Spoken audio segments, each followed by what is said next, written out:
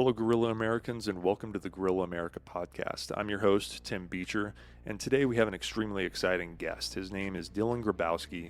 He is a writer for Neo News Today. He's a podcaster, an advocate for freedom, and just an overall expert in all things cryptocurrencies. We traversed a lot of territory today. It's a 3.5 hour conversation roughly, and we go through the fundamentals of crypto, what you need to know and understand to start playing in the crypto space.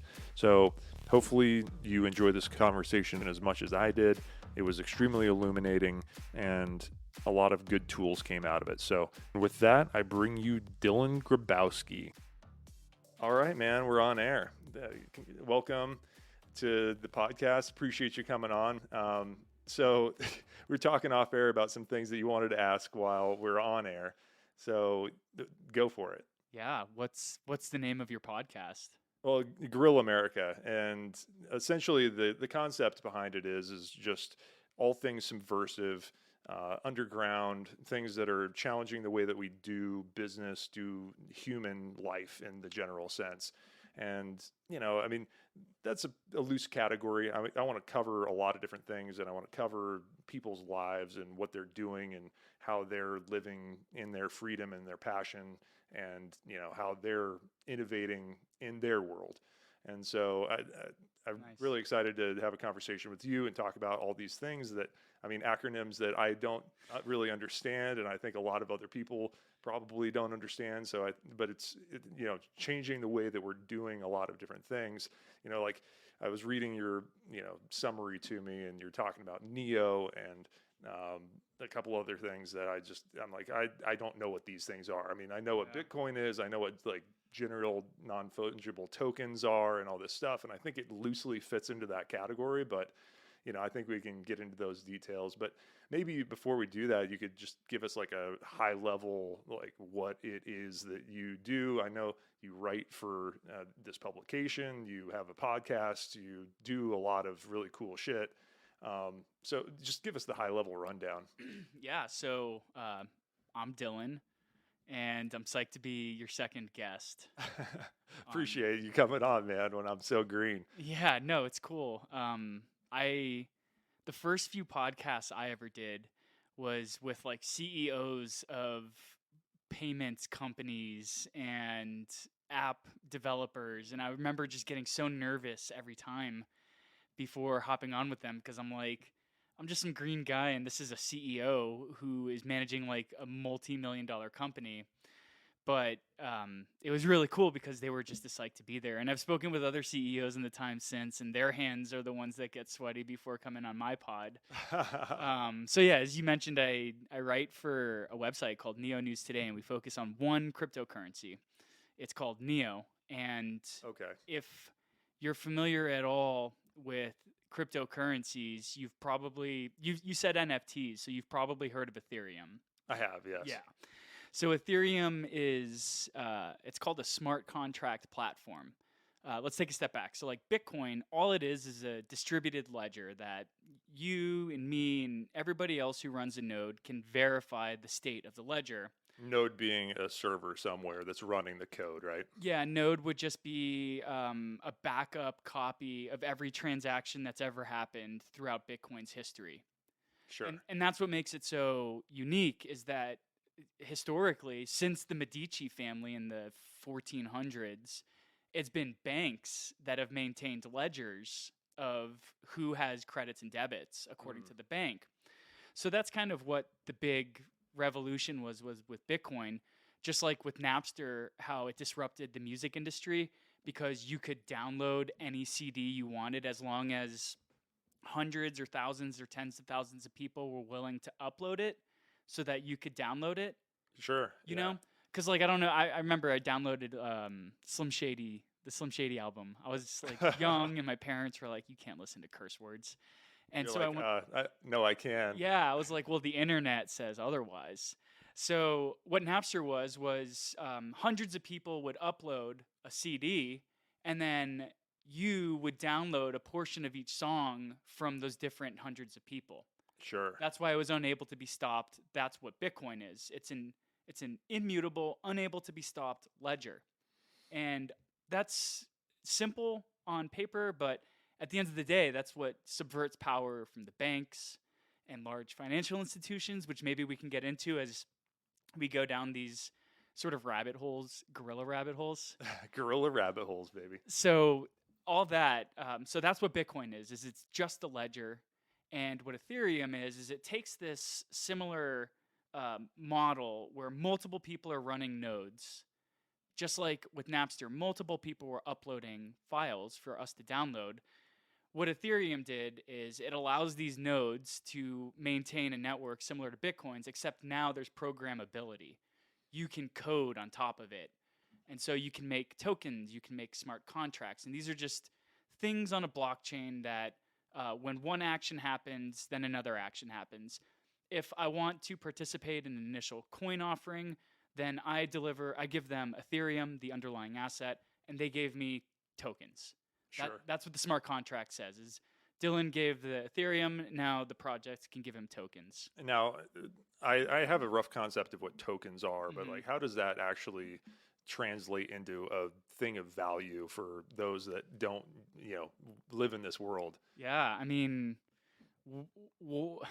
this is such a complex question because like there's multiple facets to it. Like, what is value? Sure. Who assigns value to what? If I go to the Louvre, like I'm just walking around and I don't know like the significance of the pieces of art I'm looking at, but they're worth tens of millions of dollars. Right, because somebody is willing to pay that amount for them, right? That's what it gives anything value, is what someone's willing to exchange some other good or service for, right? Yeah, exactly. And that's what we're seeing with NFTs today. Like, you are like, why, not you specifically, but somebody's like, why would someone spend $40,000 on that? Right. That's just a picture of an ape. Well, I mean, I think that's a question that I would love to get into. Why are people, because not to be too scattered, but with the NFT space, I think was something that people are a little confused by with pieces of art. They're like, well, all right, so you have the original digital piece of art, but that digital piece of art can still be copied, correct? Right. So the question that I've gotten from people that are trying to understand it as I'm having these conversations with them is, well, why does that original have any more value than a copy when it's living in digital space? And the only thing that I could kind of deduce is that it's kind of like just the difference between an original piece of art in the physical world and a replica. Even if they look exactly the same, it's just really the fact that it's the original is what gives it value to someone. Is that kind of how people are assigning value to these things? Well, let's take a step back and you asked like, what's a token and what gives it value? And then we went down like, what's value? Like we went down that little rabbit hole. So like, what's a token? All it is a digital representation of ownership over something on a blockchain network. And again, a blockchain network is like Ethereum, it's like Bitcoin, it's just a network of nodes that maintain a history that is forever unchangeable. Sure. So when you have a token, you basically have like a representation of a piece of code on that network. And on Neo right now, I could go make a Dylan token if I wanted to, and I could create one of them and make it a one of one, which makes it non-fungible. And non-fungible means is this cannot be replaced for something equal. Like the Mona Lisa is non-fungible because there's only one Mona Lisa, but my dollar bill is fungible because I can give you a dollar bill and you can give me a dollar bill, and that dollar bill will be able to purchase the same thing at different convenience stores. Sure. So when we're talking about tokens, there are different standards. So we have non-fungible, which typically represents like a piece of art, a JPEG, ownership over something in the real world. In the future, we're going to be storing the deeds to our homes, the titles to our cars, our driver's licenses. All of this is going to be stored on databases somewhere, whether they're public like Ethereum or they're private like just some database.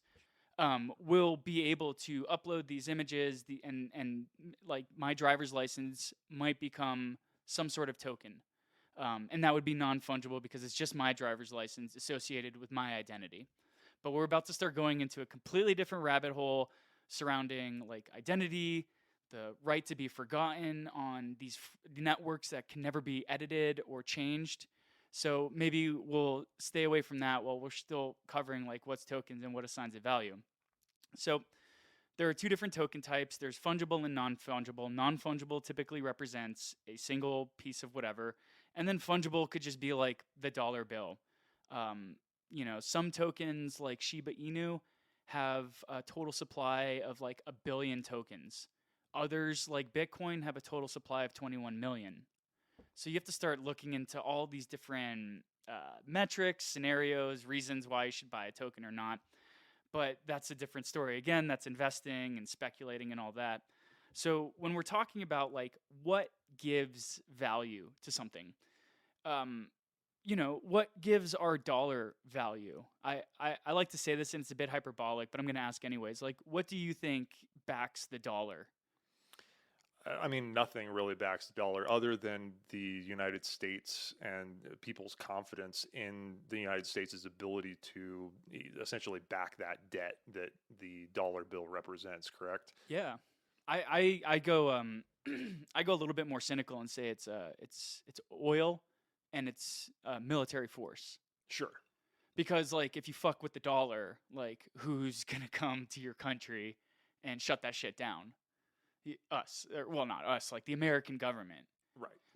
And so fundamentally there's no value there other than what people perceive to be value. Like people are like, I'm going to hold the dollar because the dollar's not going to default like the Argentinian peso will, or the bolivar, Right. or whatever's going on in Turkey right now. Like they have massive devaluation of the lira, which is their local standard. Now, that goes into principles of inflation and supply and demand and economies. I'm not like an expert on that, so I'll kind of skirt away from that.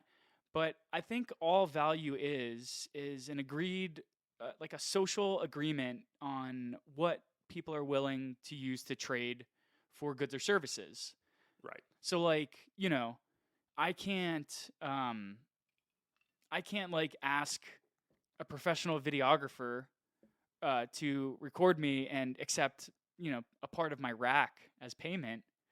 But maybe I could hire you and maybe climbing rack. A climbing rack, yeah, like Camelot's gear. This stuff's expensive. It costs money, and we use it a lot. And like, if you're a certain type of climber, maybe you covet your gear a little bit more. We're not talking about his rack, his physical rack, but climbing rack instead. Which, just for all those non-climbers out there.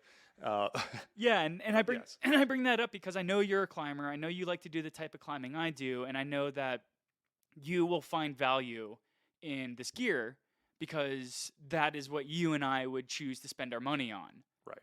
I can't go to like the girl I'm dating who doesn't climb and be like, here's a number 4, Happy Valentine's Day. Right. She's like, this has no value to me. It's useless. In fact, it's probably even worse because it's like, oh, you got you a gift for me, or like you got me a gift for you on Valentine's Day. So it could even have negative value. Sure. Historically, before there were dollar bills, before there was even, gold coins, tribal communities would use like puka shells as ways to denote value, So all value is like what's socially agreed upon.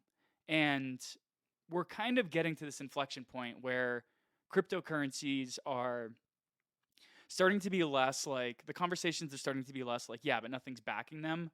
And starting more to become like, oh, what are the cool things that can be done, or what's the narrative that's being told around them? So I think, I've been in this space for 4 years now, and I think just now we're really starting to see, the zeitgeist kind of give like a value of Bitcoin or what a cryptocurrency can mean to people is starting to creep into the zeitgeist, into like the modern kind of like social psychology of people, and it's just becoming something that we start to talk about. So I think what are your thoughts on that response to like what gives this stuff value? Like, what are your questions still? Yeah, I mean, I think so.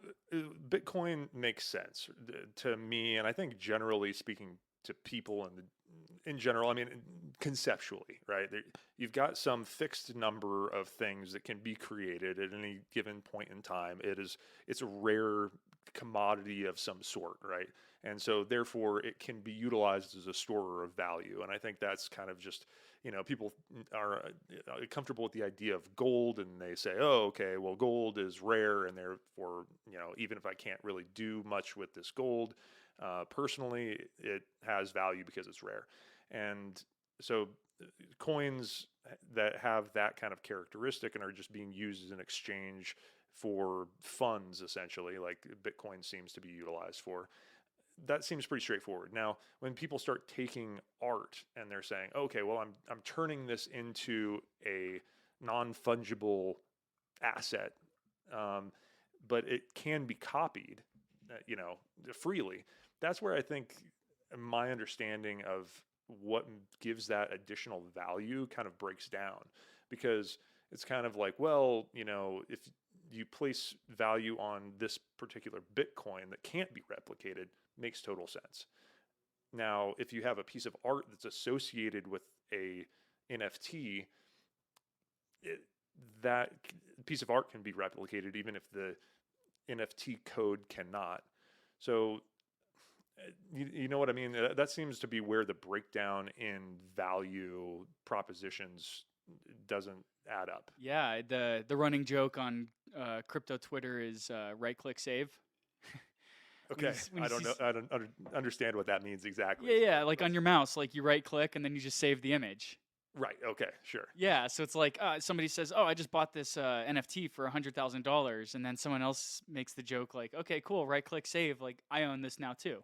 Free. Yeah. Yeah. And it's so weird. This argument is so valid, but the one thing that it misses is the feeling behind owning and buying an NFT. Um, I would equate it to like, I don't know, if you grew up having Christmases, or whoever's listening to this might not have had Christmas or had a different holiday, but it's like the when you wake up on your birthday and like you get a present and you're just so excited, and then you open the thing and it was what you wanted. It's this like rush of endorphins. It's kind of like winning a lottery ticket, like when you win an NFT in an auction. Sure. So that's the most powerful thing. First of all, before we even go into value and what NFTs can do for artists, that was the thing that I've been covering NFTs since 2018. I didn't buy my first one until last year.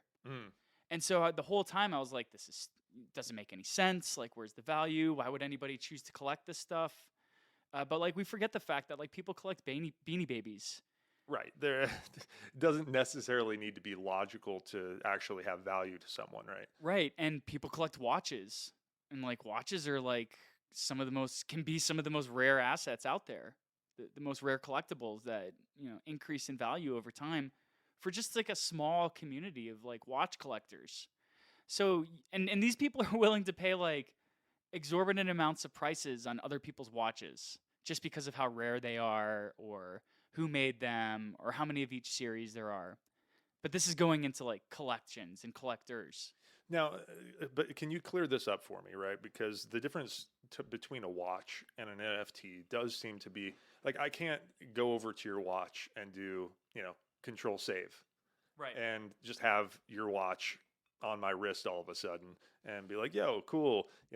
Sure, you've got the original, but I've got an exact replica that's just as good, does all the same things that, your watch does. And I mean, doesn't that, intrinsically erode the value of your watch if it just can be replicated ad nauseum, infinite numbers of times? I mean, yes, you're logically correct. You're using your brain, and you're deriving, a very real conclusion. But this is why I wanted to start this like segment or this talk off with NFTs about the irrationality of like a psychology of winning something or getting something that you really wanted. Like look what love can do to people. It can make people do crazy things. Like somebody who would never hurt a fly could like murder his lover's the person he or she is cheating on, Sure. you know, or even their spouse because of that act. And their emotions, their psychology removed their rationality from their decision making process. And that's what happened with NFTs. So I was saying it took 3 years.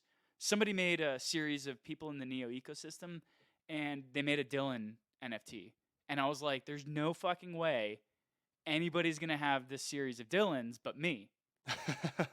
Right. Well, that makes sense. Yeah. And I ended up spending $400 on getting these 5 Dylans just so nobody else could have them. That, Absurd. well, I mean, that one makes a little bit more sense because you want to own something that represents you. So that kind of makes sense to me.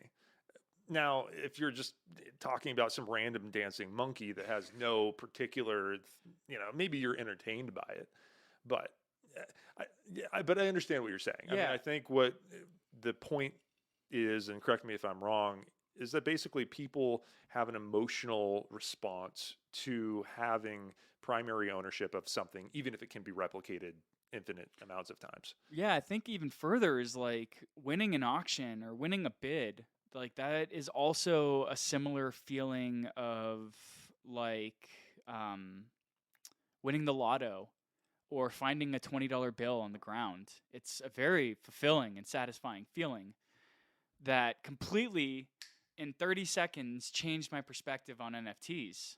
After I bought my first NFT, because I was intrinsically motivated to do so, because nobody else is going to own the Dylans but me, then it clicked like, oh my God, this is happening for so many other people. So there's this element of like psychology and winning. Then there are other kind of factors to start thinking about, to think differently beyond the right click save element, because you're never going to get away from that. That's always going to exist with NFTs. Somebody can copy and paste and save that image of your NFT on their desktop forever.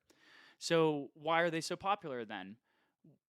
What's making people not care about this or even be irrelevant to them? You have a couple things.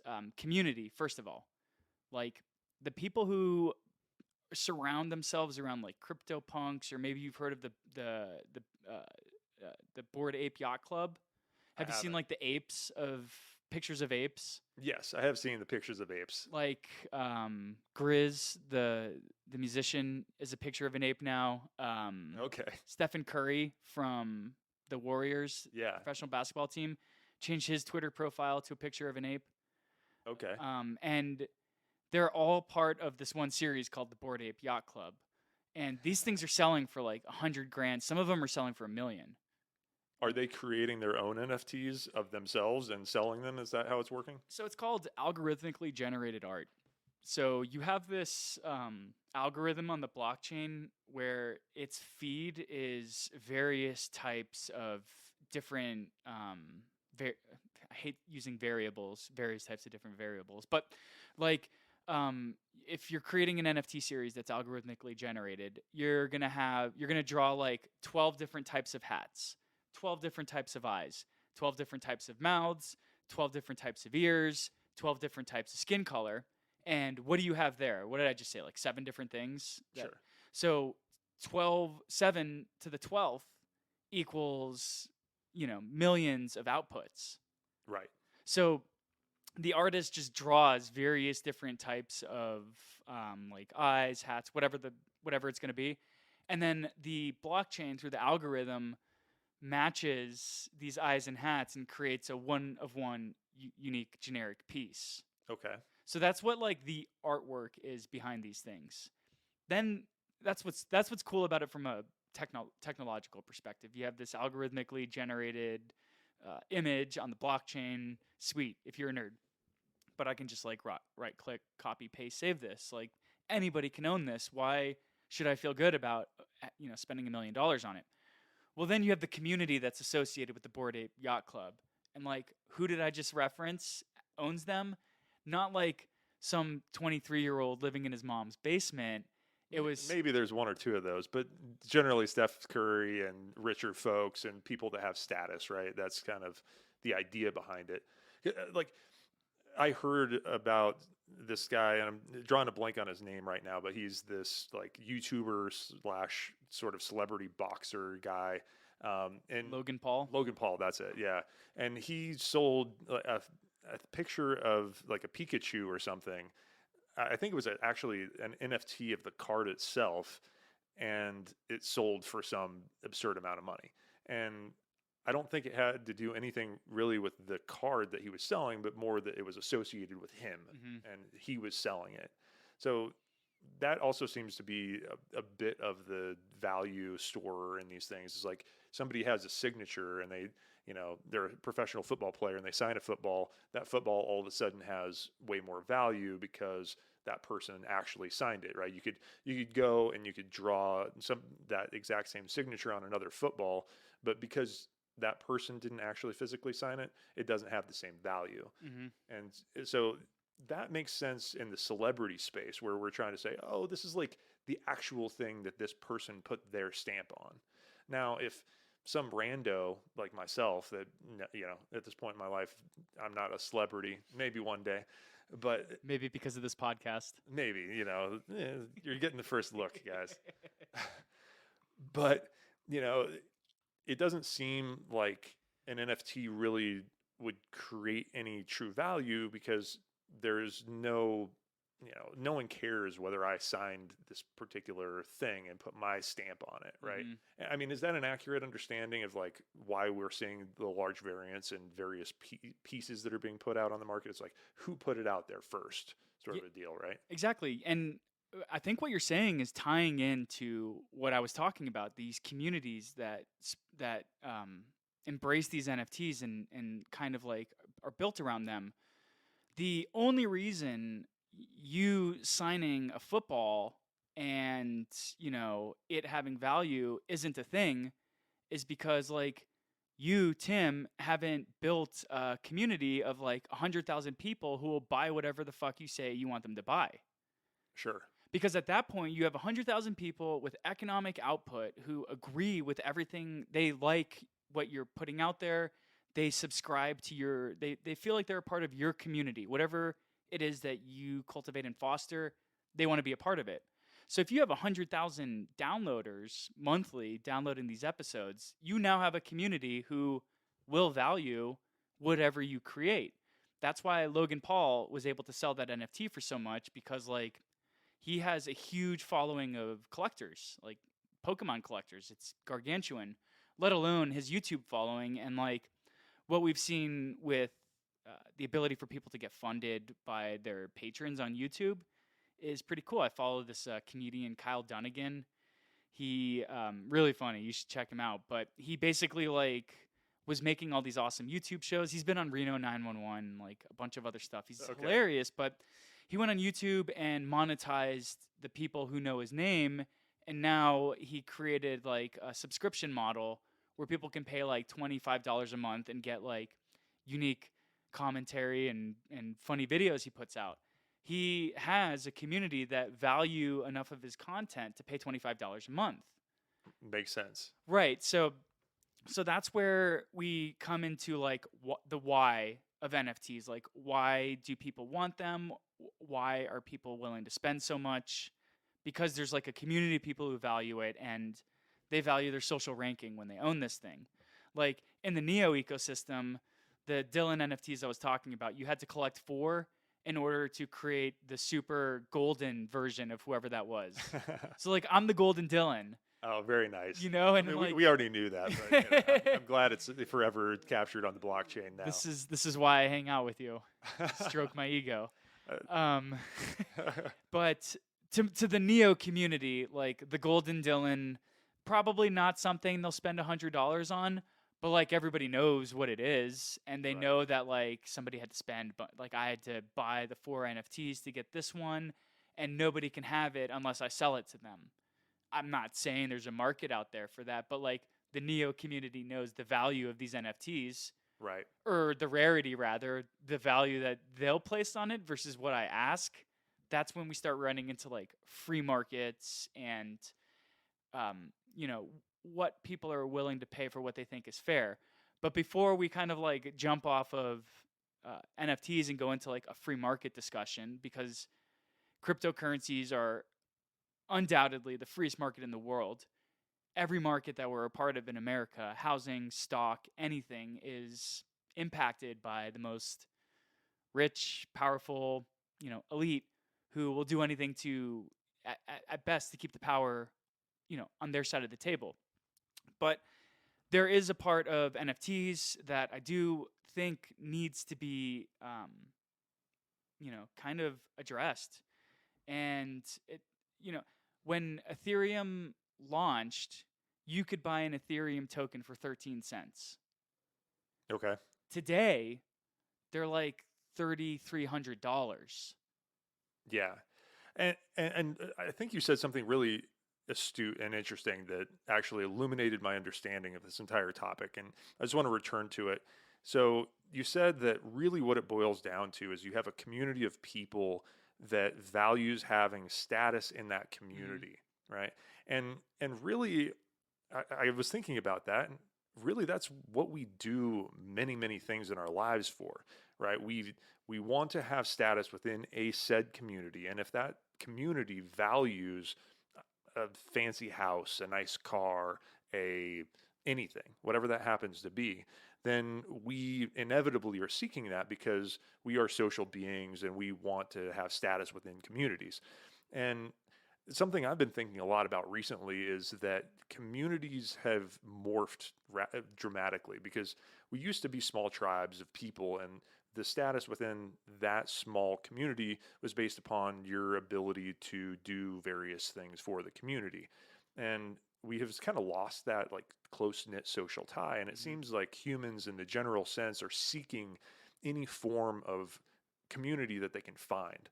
And so, and what I'm hearing from you is that this is essentially creating a system of community, and it's creating a system of value within that community where people can say, hey, I have status within this group that resonates with me in X, Y, or Z way. And we now, I have social credits among them. And I mean, there's also ways in which that we leverage the community that, it might not be for any egotistical gain. It's just a thing that happens. So like a perfect example, in the climbing community, like if I listen to the way that people talk and, I just like pick up on the sense that like they probably have gotten into some shit in the mountains. I'm like, yeah, you're who I want to climb with, and let's go do some rad shit. That is a status in the climbing community that I value, because I like to go out and do long, scary, tratty days. And there are people who are like, yeah, I want to get into this, and I just bought my first rack and everything. And they're not hitting the tones of the things that I value.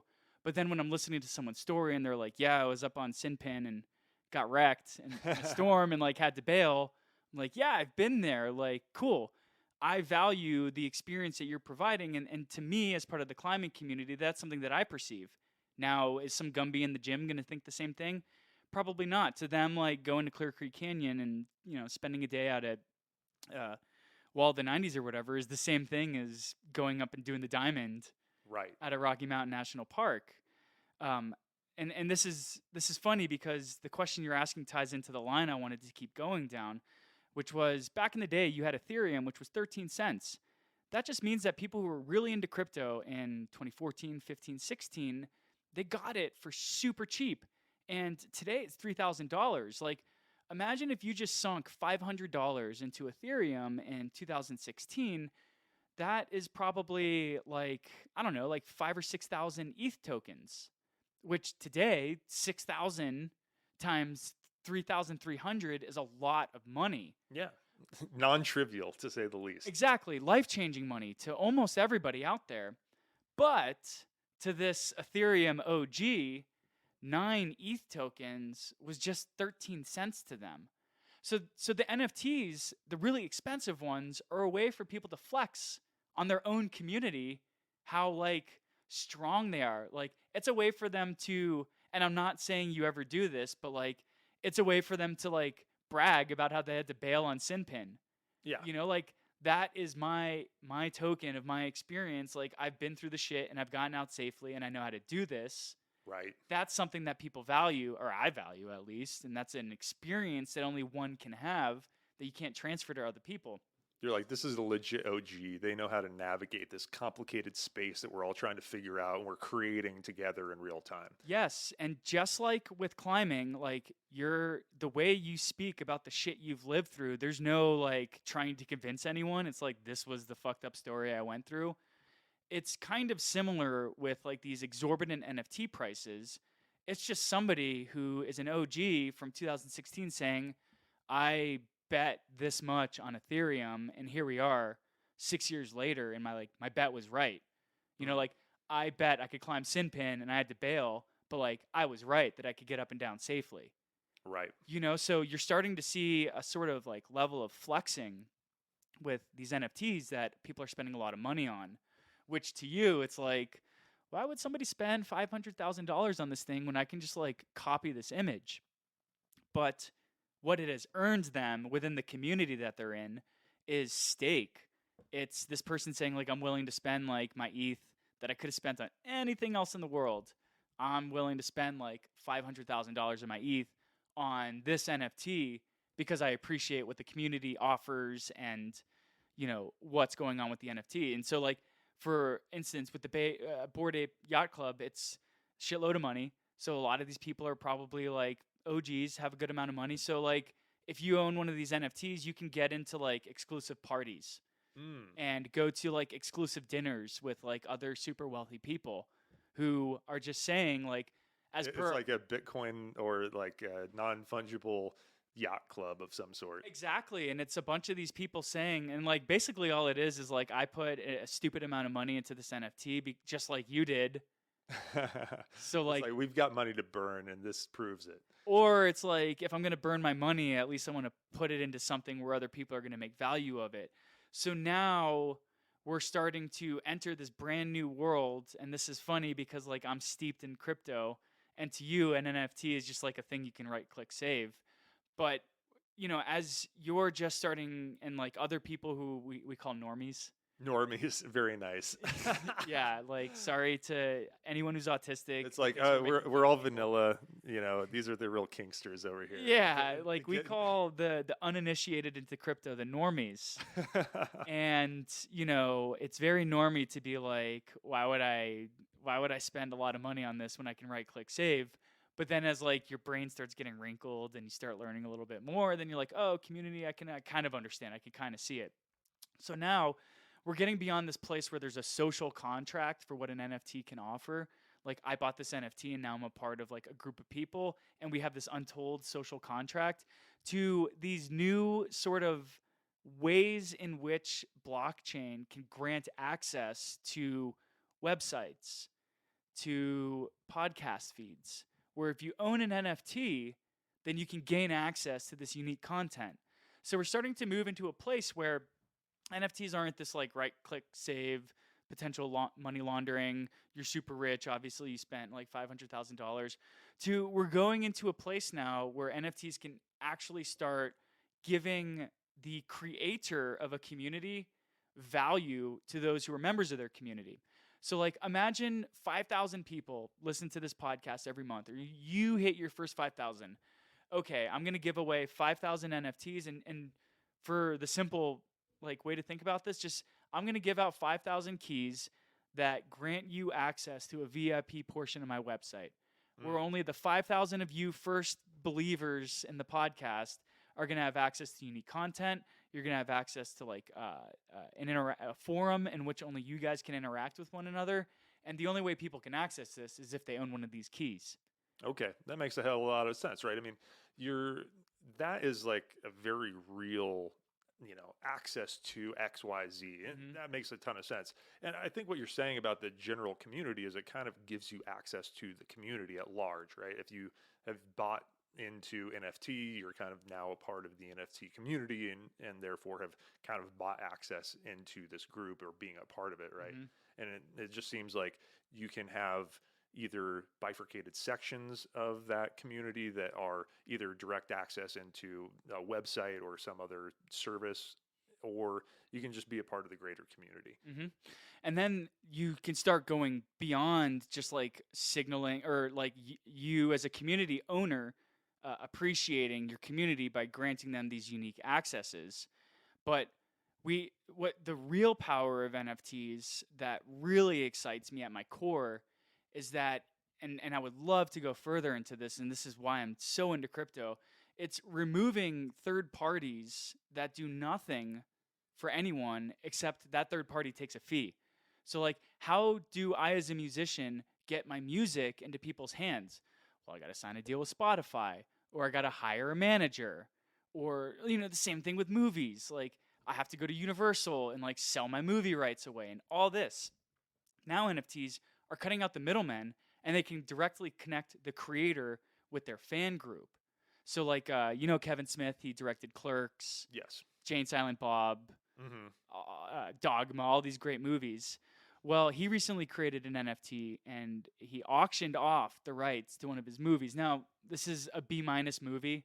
It's like not a good movie. It's called Kilgore. Okay. It's like some shitty zombie movie.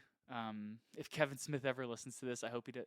I don't think you're shitty, or your movie is. But Dylan thinks, pretty much a shit movie. It's I mean, it's like totally shitty. In fact, I've never watched it, but Dylan, I'm never gonna watch it. But what he did was really cool. Is Kevin Smith has, I would imagine the best way to describe it is kind of a, I can't think of the word right now, but like a cult classic kind of following, sure. where he has like a diehard group of people who will follow him no matter what he makes because they just like who he is, how he directs, his tone, his voice. So he created this movie, and then he auctioned off, and this is represented as an NFT, and this is where I want to start helping you understand that NFTs represent ownership. Sure. Which is why you have the argument of right-click save. Like anybody can just copy and paste these things, right? Yeah. I mean, the thing that kind of crossed my mind initially is I was like, okay, this would make sense to me if you took this, piece of art and you encrypted it in some way where it couldn't be copied. It was no longer a JPEG, even though it still, was being read by some software that, revealed the image, and it could only be read within the space of this, blockchain. And the blockchain contained both the, because what seems to be unique about Bitcoin is that it is in your ledger that says that you own it, and it's also everywhere else. And the only way to access it is if everybody else agrees that it is okay to exchange it, right? Now, it seems to me like that would have value in the art space if it was the type of encryption that then took that piece of art, and the only way to actually view it was if everyone within the chain agreed that you could view it. Yeah. So what you're getting at is kind of why I like the Kevin Smith story, because, and I'll skirt around and get back to what you're bringing up.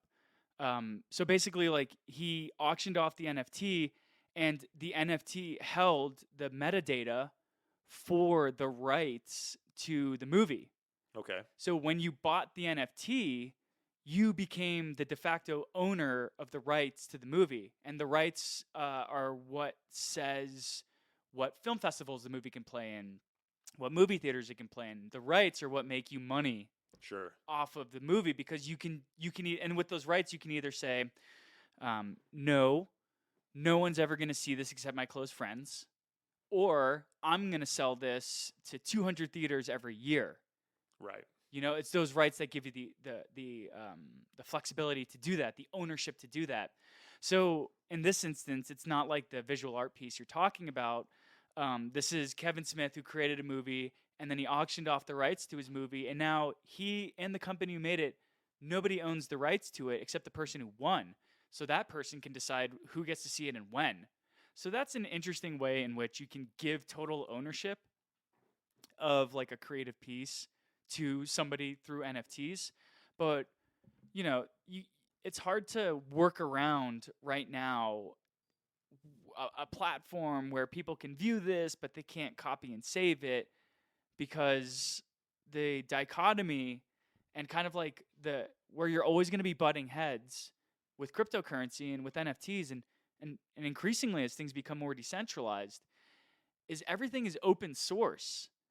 The thing we hate about Facebook is that they collect our data and then they sell it because they are in a silo and they own that data. Right. What Bitcoin, Ethereum, NFTs, and all this stuff is, Web3, is it's creating global databases that people can move between. So while you're losing, Overlord Zuckerberg owning my data on the centralized end, on the decentralized end, the thing I'm losing is control over, every single moment when somebody can see an image I'm associated with. Because we're now part of like this global 24/7 interconnected interwebs. Right. And like all cryptocurrencies is the first time in history when an economic model has been baked into a computer protocol. That's never happened before until Bitcoin came around. Yeah. Yeah. I mean, the technology wasn't even available 20 years ago, probably. I mean, when did Bitcoin come around? Well, there's an interesting and fascinating history of Bitcoin that stems back to the 60s and cryptography. Interesting. Yeah, so you have all these there's this fucking awesome tree of like all these scientific and academic publications about cryptography and public key cryptography and private key cryptography and the double spend problem and all these things that you get to as you start running down the rabbit hole of Bitcoin, dating back to the 60s and 70s, because it's all mathematics. This is not computer science stuff. Cryptography is math. Yeah, absolutely. And like it's only by what computers can do that we can utilize these like complex cryptographic functions and functionalities. So this whole tree stems back to like 50 papers and failed experiments through the 90s and 2000s until we land on Bitcoin, which launched in 2008. And the simple thing that it solved is called the double spend problem. Now, no other cryptography or digital currency or digital asset could make sure before Bitcoin that if I owned, let's just call it Goldcoin. Sure. If I owned Goldcoin, it was very hard without a central entity to run their own database. It was very hard for the network to say, well, Dylan owns Goldcoin 1, but somebody else could, spoof the network and say they own Goldcoin 1. Right. And when I go to spend Goldcoin 1, somebody else already did, and there's nothing I can do because the network allowed the double spend to happen. Right. Now, to subvert that, you needed a centralized entity to run a database that acted as a ledger. Sure. And this is what historically has been the downfall for previous founders of digital assets, dating back to after the advent of the internet. We've had probably like maybe 10 Bitcoin-like projects that could have succeeded, except they never removed the intermediary who maintained the ledger. And that intermediary is always who got fucked by the US government. And the intermediary probably is also a weak point, right? Because if you take out that intermediary, you take out the system instead of, you take out a node of Bitcoin and you've done nothing at all, right? Right. And so to me, that seems like the real true power of any distributed ledger of any kind is that like complete inability to, unless like all the world governments got together and sent, SWAT teams to anyone's home that they believed might have a computer that was storing this information, then there's no way to eliminate it, right? Yeah, and I mean, you're touching on something that I think is kind of like pertinent to what your podcast represents, and that's like guerrilla tactics. And in my perspective, the one thing that people should fight for, with life and death is their freedom, their ability to be free. 100%. And we're living in a world where like, our freedoms are being stolen from us by tyranny. So like a perfect example, like there's a quote, never let a crisis go to waste. Today, we know so much more about COVID than we did 2 years ago. And we have science now. We have vaccines. We know what works, what doesn't, who's at risk, how this variant works. And you would think that like the grasp and the brace on society would be laxening, but we have, politicians using doublespeak to scare us into submission when it comes to like vaccine passports and traveling and how you can or can't be safe. We have like our government basically, and like Trump kind of highlighted this. Like Trump showed how bad our media actually is because he threw a wrench in the total system, and they knew how to like tell us about politicians and you know the underlying groupthink behind like the political apparatus that every politician seems to align on at the end of the day, which is like the money in their pocketbooks. But we have like COVID exacerbating these systems of governments that are overreaching. If you look up in Canada, that's happening right now, the trucker convoy. Oh yeah, yeah. So I mean, I'm following what you're saying, but I want to just take a step back. I want to bring this back though, Okay. because, um, you know, after 9/11, I started. Not even after 9/11, after people were saying the government did 9/11, that's when I started doing my own research into my own videos and just like questioning what, the powers that be were saying. And things just didn't line up. I'm not here to say whether it was an inside job or not. I'm just saying like that's how I learned to question things. And slowly over the past 20 years, it's just become apparent that like there is a political class who will do anything at anyone else's expense so that they can maintain that they have this power, this level of centralized power. Sure. So this is why I loved Napster. It fought the music industry head on by using peer to peer. The people were empowered for the first time. Yeah. This is why I think digital currencies are so great, because now people are empowered to not necessarily like have to listen to their government's you know fiscal policies. They can opt out. And essentially I think this is like why I brought up the COVID stuff, because we're getting closer and closer to a world where the truth becomes more and more apparent, and we have people at the top that are like willing to lie to our face. Yeah, I think that's probably always been the case, but And it's very apparent now. and with Bitcoin, this is the first time where you can have an open, transparent ledger where everybody's on equal playing field and nobody's lying to your face. And that's one of the reasons why this is such a powerful technology, and also why I was highlighting like historically in previous digital asset iterations, there was always a central entity that had to maintain a ledger, and that person always got snapped up by the government and they had to shut their project down because there was like Joe Schmo who was the CEO of Goldcoin and Right. the 1,000 gold coins. And they're like, no, this is getting out of control, and we're going to stop it. But I mean, so Bitcoins or any of these things really reflect to me a similar thing that I observed when I was living in China. Uh-huh. So there are multiple sort of just like religious movements that have started in China, and one was basically just people that were like meditators, but it had this one central guy that was kind of a charismatic leader type, and people followed him in droves. And he was nonviolent. He wasn't trying to overturn the government or anything. All he was really doing was just getting a lot of people to listen to what he had to say. And the Chinese government was threatened by that because ultimately their whole hold over anything is people taking what they say as the word of God or in some capacity, right? Like you must follow what, X entity says. And if there's someone subverting that like attention and that like willingness to obey, then they lose status, they lose power. And it seems like currency is just a, economic representation of the government's ability to kind of push an agenda of any type, right?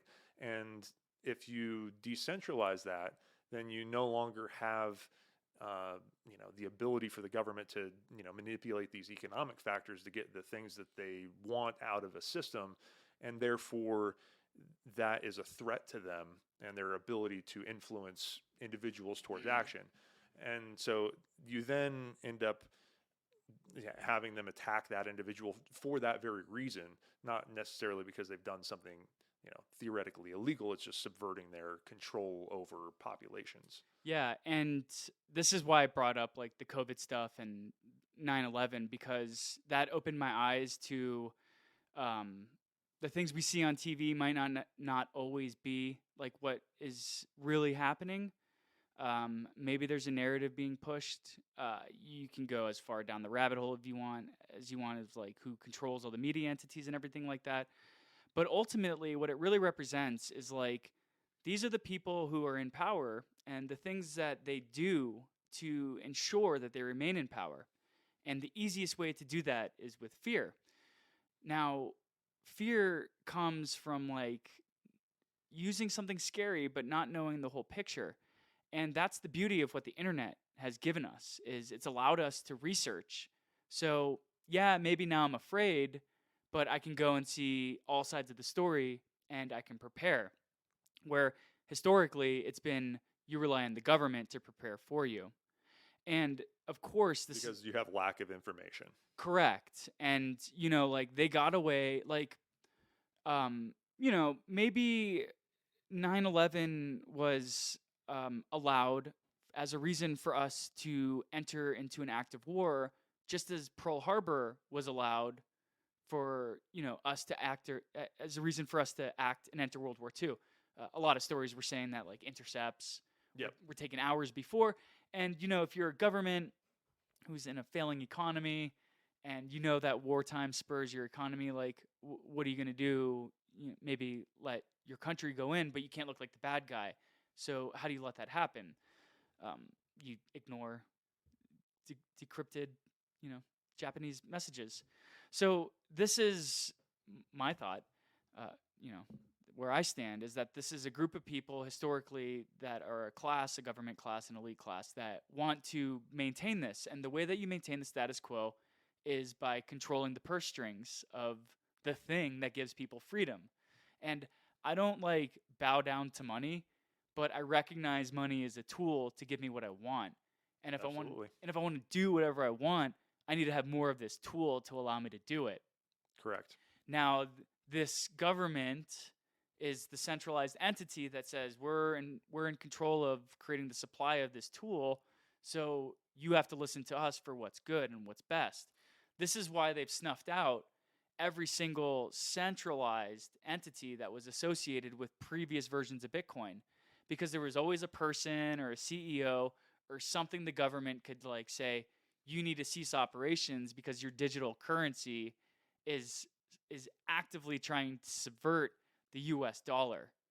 Right. And not the value of the US dollar, but the control that the US dollar has over people's actions, right? The system, which is the system of the US dollar, which is controlled by, and I hate to use the word like the elite. This is why I like to say like the government or political class, because there really is a group of people who, once they get a sniff of power, they want to maintain it. And this is just human psychology. Like you can look at, I don't have any examples off the top of my head, but like people who've gone into figures of authority who had nothing but the best interests at heart, and then they became like malevolent, evil dictators by the end of their regime. Sure. Like absolute power corrupts absolutely.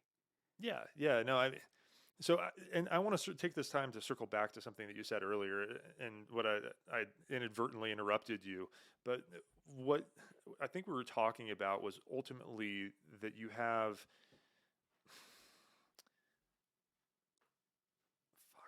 well, what did you say exactly? I want to take a second. What were we? And I can cut it out. But basically, I interrupted you, and you were talking about the loss of freedom. And I don't remember your exact words, but you were talking about the loss of freedom, and you're saying, hey, we're in a time right now of essentially unprecedented amount of visibility into the loss of freedoms and the people are stealing them from us, I think were your exact words.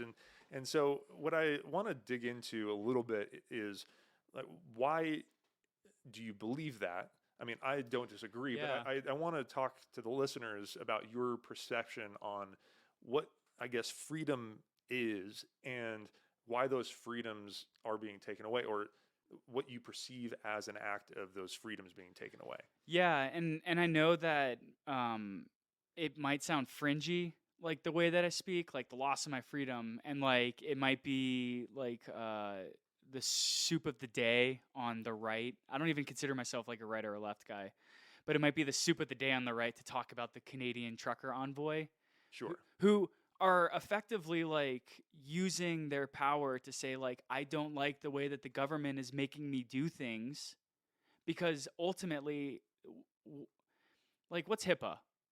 It's the policy in America that says I have the right to the privacy over my health data and my health information. Correct. My potential employer, like imagine back in the 80s, if like you were gay and you had HIV and your employer had access to your health records and they wouldn't hire you based off of like discrimination of your sexual preference. Right. But they were able to figure that out because of your health records.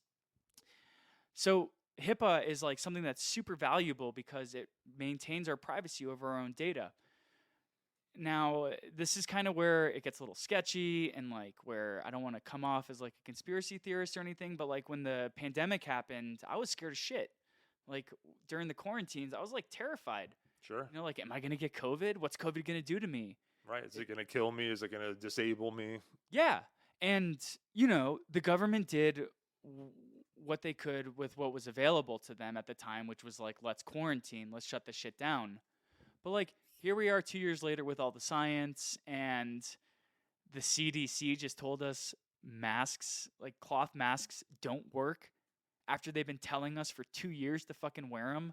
So it's just, and I don't even know if I'm right or wrong, but it's just a point on which that a government can just flip like that, and everybody has to act in that way. And so when I'm talking about like our freedoms and how they're being taken away, and why I talk about like things up north, it's the whole thing that spurred the trucker movement up north in Canada is at the US Canada crossing, like these truckers needed to have proof that they were vaxxed. Like fundamentally, for a free society, to have your government, your institutional power that governs everybody's life, to now come in and have to dictate your private health freedoms, that's ultimately starting to cross like for in America, I would think like some sort of constitutional issue, our fundamental right to like, liberty, prosperity, and happiness. And so I'm curious about because I've heard this, I've thought of this myself. I also have heard people argue that, hey, vaccines have been mandatory to go to school for a very long time, right? People don't see that as a subversion of their freedom. You get the polio vaccine when you're a kid, and no one's complaining about that, generally speaking, because, hey, like, we don't have polio, and not having polio it's eradicated. is great. Yeah. Now, in this particular case, how do you see that as an invariance between what's going on now and, a lot? Maybe, answer that, and then I'd really like to get back to what you see as freedom. Yeah. Like, fundamentally. So this all comes back to like, when did I start questioning, what authority told me? And this was like after I watched like the videos, 9/11. Was it an inside job? Was it not? I don't know, but that planted a seed for me to like not always blindly trust what I'm seeing. So when it comes to like polio, like that illness was eradicated. I personally have taken vaccines my entire life. Still have, like, I'm vaccinated. I don't care if you are or aren't. I think businesses should be able to decide who can frequent their establishment on those guidelines or not. Again, freedom of the individual. Yeah. But what is really fucking with me about like the COVID response and like why I am starting to get the sense like it's an attack on the individual freedom is because polio wasn't politicized. You know, I've never ever in my life seen any of the vaccinations I had to get as a child like a right or a left thing. Yeah, I mean, that's a bizarre function of the world we live in right now. I mean, it seems like everything is so polarized, right? We can't even come together on the most basic of items. And, you know, that's one of the things I wanted to do with this podcast is just have conversations with people that have very differing ideas. Mm-hmm. Because I think that's a subversive act in and of itself right now in the world, right? Because to your point earlier about this idea that if you can compel people to action, right, you essentially control value in a system. At least, that's a summary, I think, of what you were trying to say at one point. And, if you divide people and you pit them against one another, it's really easy to compel really extreme action in any one of those groups, right? Yeah. You've essentially created a button that you can press, and an entire group of people acts in an outsized way in relation to that stimulus that you provided. And that's a lot of power to have over a group of people. So if you successfully, create a divergence between groups, you can very easily control them. Mm-hmm. Yeah, and like look at the people who are in charge of us. Like, do you know how much money Nancy Pelosi made last year? Insider trading? I don't know the value. I've heard it's high though. A shitload. And in December, she was in a press release saying, "Oh no, senators of Congress should be able to trade stock. It's the free market." Like, no, it's not a free market. It's our free market that you get to front run us on. Right. So, again, I have to trust that my government is making the best decisions for me based off of the people who are in effect leading us. And when like this lady is leading us at the top, we're getting fucked. And this is why and so like these are the people that are leading us that are specifically trying to enrich and enwealth themselves while defending it blatantly as not a bad thing at all. Well, like we're getting fucked by Wall Street left and right. Main Street, mom and pop's business owners, when quarantine hit, they got their shit shut down. And, so many of them, I think it was something like 20% of small businesses shut down in 2020 and 2021 because of mandates to close. And what's the invariance from that statistic and a standard year? Do you know? That I don't know. And all I know, and I also don't have a source to back this up, so I could be full of shit. But I don't think I am. And disclaimer. But like, I'm just trying to like tie all this together with these are the people who are leading us. And we're told that our government is acting in our best, interest. And then, we have the CDC double speaking us in real time, telling us cloth masks work, cloth masks don't work. Like this is straight out of 1984. Sure. We're being double spoke to. And so all these things are starting to hinge on like freedom. And this is why I'm not like an anti-vaxxer or a vaxxer, but this is what COVID really illuminated for me. The fact that when I was in California, to walk into a restaurant, I had to show my Vax card. A for-profit entity was mandated by the government to force me to show them private health documents. Right. So, and that is actually totally anti-HIPAA, which ties back to what you were saying before. It degrades the value of that privacy that we have previously enjoyed, and therefore is an eroding of a freedom, because at that point in time, pre this mandate, right, you had the freedom, if you want to call it that, to maintain the privacy of your health data. Mm-hmm. And now you have lost the freedom to do that.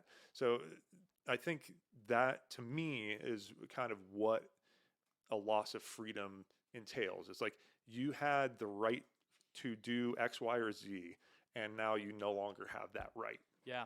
And how does the quote go? I forget who said it, but it was about like Jews during the Holocaust when like they were sent to internment camps. The quote is like, at first it was the Jews who spoke up and nobody stood for them, so they got taken. And then it was like the gypsies who spoke up or were like spoken about, and nobody stood up for them, and they got taken. And it was all these like minority groups of people that this very scary government of the Nazis came after. And then the quote ends like, and then they came after me, and nobody stood up, so I got taken. And so really what I'm just trying to say is like you see these issues that cascade, and it's never an issue until it's on your doorstep. And that's what a direct representation of like the scary things that a government taking advantage of the fear of COVID is starting to like actualize itself as like another overreach of this entity that says what I can and can't do. I mean, like the shutdowns, the quarantines, like I was terrified. I wanted them. I wanted to be quarantined. I was afraid I was going to get sick. But like look what a government was able to do and how they were able to impact our lives. Now, the most fringe individual, the longest gold bug you've ever met, who's like, I've been in gold since 1992 and never held a dollar ever. Like those guys are gonna like tell you, paint some really scary pictures about how like our freedoms can be taken away and ripped from us. I don't know how bad it can get, but I do know that this is something that's like very tangible and very scary to me. I mean, we know how bad it can get, right? We've witnessed Mao, and we've witnessed Hitler, and we've witnessed all these you know extreme examples of how far it can go when Yeah. freedoms are taken away. Now, I just want to bring up an alternate argument, right? That people will definitely bring up where it's like, okay, in times of war, it's normal for societies to essentially go into wartime laws, right? Where people are compelled to do any number of things that are outside the bounds of what typical the rights of you as an individual are.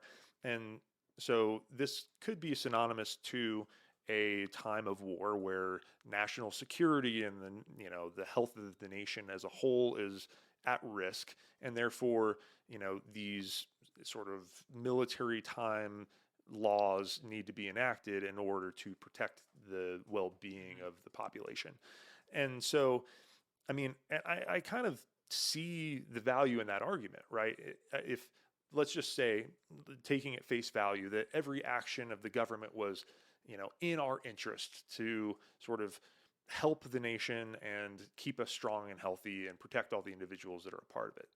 And, that, you know, argument holds water, because you're saying, yes, we've outsourced some of the protections of our well-being as a whole to this government entity, and we pay them collectively to look out for our best interests. And so when that's working, it's fantastic. You have a collective that has come together towards a shared aim, and yet no individual is solely responsible, yet only reaping the benefits from that entity. Now, what happens, I think, is that you have people that take control of this, intentionally kind of benevolent entity, and twisted it into a system for their own benefit. And that seems to be where all governments sort of come off the rails. Because once an individual is corrupted into only seeking their own benefit over the collective, and they're using this tool of the collective against themselves, essentially, to enrich themselves, then that whole system no longer works. And so I think why revolutions have inevitably occurred across time in human civilization is that these entities are corruptible in their essence, right? Because they're made up of people who are self-serving. And, we all are to a certain extent, right? It's just human nature. And so as those things become more and more corrupted, at a certain point, the only way to break free from the mutation and the like the cancerous thing that this has become is to like cut it out, right? And start over and be like, okay, we got to build a healthy system that is actually, in the collective interest and acts as a arbiter of our protection and our, a protector of our freedom. And I think the United States was founded on that type of thing, right? It's like we are being controlled by groups of people that aren't serving our best interest. And granted, right, it's like it still was a small group of people. It wasn't all people. It was like white males that were rich. But those people, they wanted more freedom. And so they subverted the government that was overseeing them at the time in order to have more control over what they were up to. Now, and they formed a new government that they felt like was a protector of the freedoms that they valued. And so the Constitution and all these different things are documents that they generated in an effort to preserve their ability to, do what they wanted, number one, and be protected from other people infringing upon what they wanted to do. And you lose that, and you no longer have a government that is in your best interest. And the weird thing about this, though, is, right, that was a very small group of people at the time that those things were protecting. And that group of people has grown over time, which is awesome. But it seems like in the process, the protections that are against them have dwindled. Yeah, and I think you're hitting on, like you said it really eloquently, that these governments are designed to protect us, but they're infallible because at the end of the day they're still ran by people. And people are victims of their own greed or, things that can lead them astray. And this is kind of why I, say 9/11 was an awakening for me, because that's also the age when YouTube came to be and Wikipedia came to be. Essentially, like, all this information is at our fingertips now, and like if you want to look and see what's going on, you can. It's not like, it's not like growing up in medieval Europe and going to church where they speak Latin because the priest specifically doesn't want you to know what's in the Bible. So Right. they said it in a language that the common man wasn't, well spoken in or versed in at all. So we now have this magical tool called the internet, which gives us all this open source information, and we in real time get to start to develop opinions about who is in charge of this thing that governs our lives.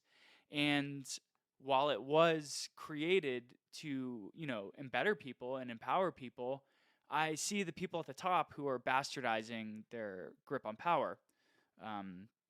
Like Nancy Pelosi, perfect example. Like Biden, his crime bill is single-handedly responsible for like the mass over-incarceration of black and brown people in America because it privatized prisons.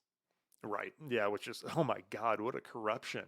I mean, that should not be a for-profit thing. I mean, keeping humans in cages for profit. I mean, that's what we're doing as a civilization right now. And that just, there's no argument in the world to me that makes any sense about that. It's like,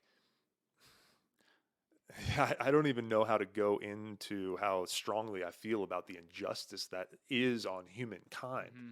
It's like, we all, you and I, with our tax bill, are paying companies that are for-profit companies that people are, reaping huge rewards from, to put people in cages, and they're incentivized to keep those people in cages. Mm-hmm.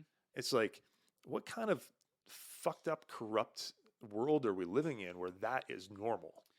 And that was all made possible because one man pushed a bill through. And I'm not going to sit here and say like Joe Biden is racist. I'm not going to sit here and say he was paid off by the private prison industry.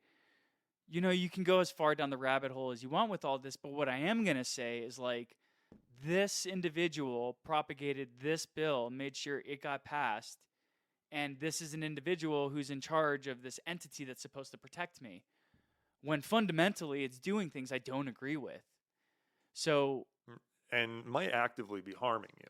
it might be, but like, I'm not here to put my tinfoil hat on. I'm just here to say that what I'm saying might sound extreme to some people, but like, these are the things that led me down here. And it took tragedies, like really scary things, to kind of like open my eyes a little bit. And that's why I take notice of like singular events like the Canadian truckers who are just protesting because they don't want their government to force them to share their health information at border checkings or with other, bureaucratic entities. Like, as when you remember when the COVID lockdowns just started happening and like the freedom people were like out protesting. Yes. Back then I was like, this is a public health issue. Yeah, Like, and I agreed. and I was like, okay, freedom, yeah, but like, get the fuck in your house. Like, we don't know what COVID is or what it's doing to people. And I remember viscerally back then being like, these people are idiots. Yeah. But it's the same people today who are up in Canada that are doing this. And now I have a rational, logical connection to what it is they're afraid of. And like, if you let a government have to prove, if you let a government tell a for-profit private entity that I have to prove my health status before being able to conduct commerce in that place, that's not good. That is the beginning of like some sort of totalitarian regime that I, as an American, am fundamentally opposed to.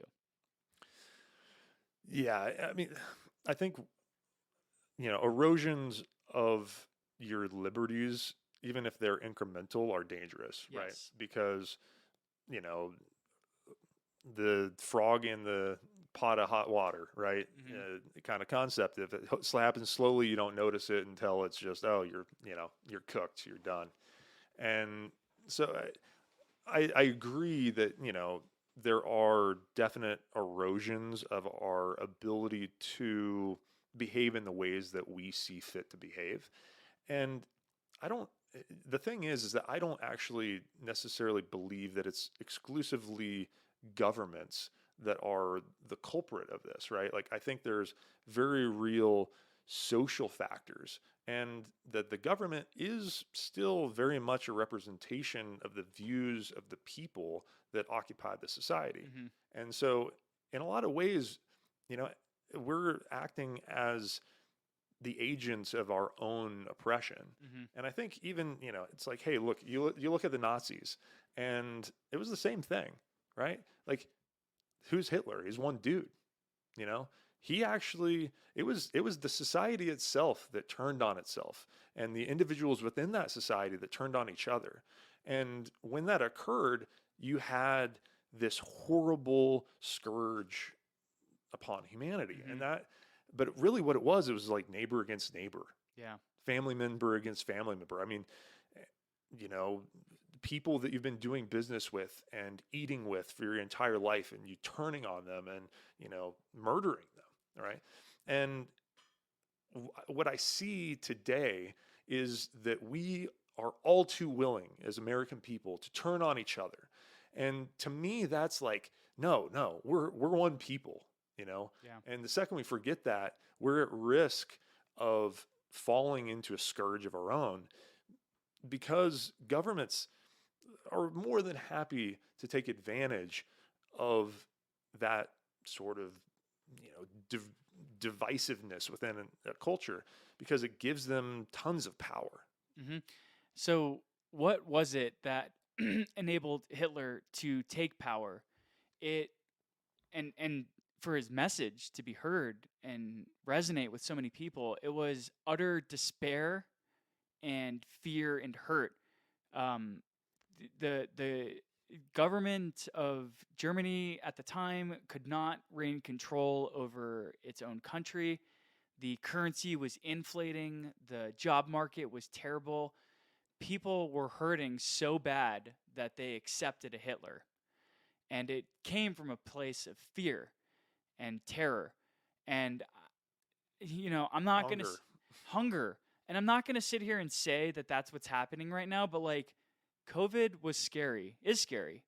And when there's a mass group of people who are afraid of something, I immediately err to like, who are the corrupt individuals that benefit at the top by manipulating, us, the masses. This is why I point out Nancy Pelosi, why I say, I bring up Biden's crime bill, not to mention how shitty of a person Trump was just in general, and like how fucked up America was for people to think that he was the solution out.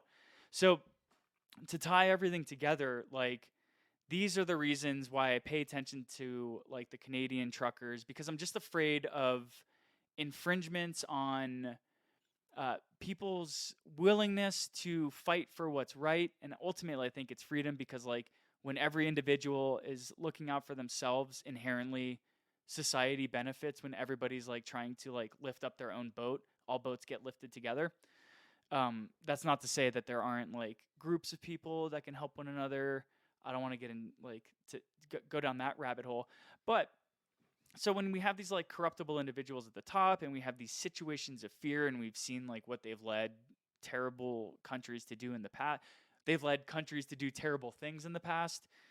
So how do we remove that element of like individualism from, controlling properties that impact societies? Well, I mean, humans are fallible and full of error, and they could be wrong. Like error is an error, and they could be wrong, and they could make incorrect mistakes.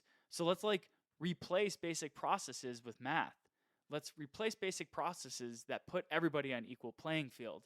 And this is why I love Bitcoin, because it's all written down in the code. And if you know how to read the code, you can read it, and it's open and accessible for everybody.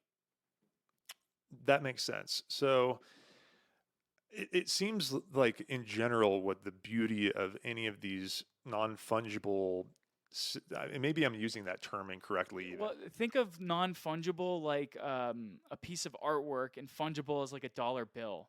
Right. Yeah. So, Tokens maybe, or digital assets is what I use as the catch-all. okay, digital assets. That makes a lot of sense. I mean, but it goes beyond digital assets, right? Because it's saying that we can prove that this is the actual thing that I claim that I have, right? And so the point is that you could have contracts of any type that live in this type of space where you're just proving what something is. Mm-hmm. So given that,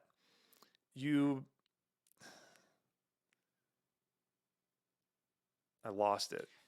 Can I just like give another anecdote? Yeah, please do. So the thing that I trust about like Bitcoin and cryptocurrency in these spaces you're talking about is that everything is open source and available for anybody to review. It's the actual technology itself cannot bastardize itself to me. It cannot tell a lie to my face to make me want to buy it. It's the people who are involved in these processes that do that. Sure, there are Bitcoin scammers who can scam Bitcoin out of me or try and convince me to buy it. But like ultimately, at the end of the day, it's the math and the open source and like the network that will continue to chug along regardless of if there's a scammer or not, if Trump is president or Biden's president.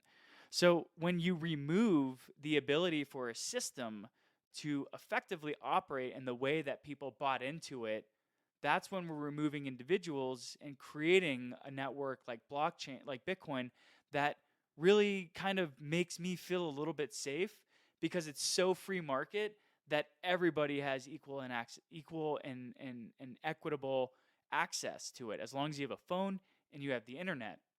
Now, maybe this is hyperbolic, maybe this is just like my personal experience.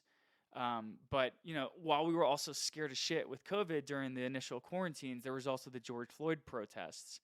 And for the first time in my life, I remember thinking like, maybe the police can't protect me, or even worse, maybe these aren't people I want protecting me. Like maybe these are bad people. Some of them are, some of them aren't. And this just goes along the lines of like being presented with information at such an unwarranted pace, historically speaking, that I get to make my own decisions on the fly. And when I'm starting to lose faith in another institutional power, the police, for maintaining my safety, A, or B, are these even people who will maintain my safety? Maybe they will like willingly hurt me as opposed to help me. Sure, there are people with power that could not be there to protect me. There are people that have control over violence that may not be there to protect me. Right. So we have these lockdowns from things that are scaring me. And at this point, I wasn't like, is my government going to use this negatively against me? I wasn't thinking like that. But I was terrified of like the police force and like how I didn't really feel safe in them. So I lost this faith in like institutions who were designed to protect me. Or maybe it wasn't faith, but like I lost like the blinder over my eyes, like the Sure. rose-colored glasses came off, and it was like, wait a minute, maybe these institutions aren't as perfect as like you were led to believe as a child. When when I felt like I had no safe place to turn, and this is so stupid, but like I would convert my dollars into Bitcoin. I would just buy Bitcoin because this is a thing that's not ran by any government. This is a thing that can't be corrupted by any individual. This is something that anybody can access, and this is something that I can maintain and own myself. So in the midst of being terrified of a pandemic and losing faith in like the institutional forces to protect me, there was this thing that's open source that anybody can access, that can't be changed, that is what it is, and it was there for me to purchase. And honestly, during the summer of 2020, like those Bitcoin purchases, A, they worked out great for me because the price was low then and it's high now. But B, it just like gave me sense of like ownership and control, and a small element of like feeling safe by taking power back into my own hands. Okay.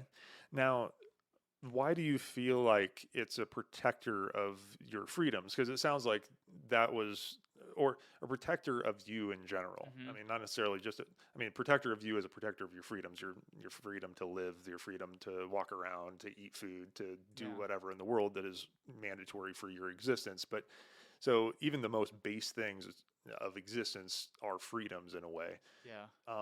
How do you feel like the purchase of that protected you basically from any of those basal freedoms being taken away? Yeah, I mean, so like ultimately, what is freedom if not the so what is freedom if not like the lack of barriers? So like what prevents your freedom is barriers. Like if I want to go drive to California, a barrier could be I don't have a car, or I can't afford a plane ticket, or there's no train to get me over there, or like it's going to take forever to hitchhike.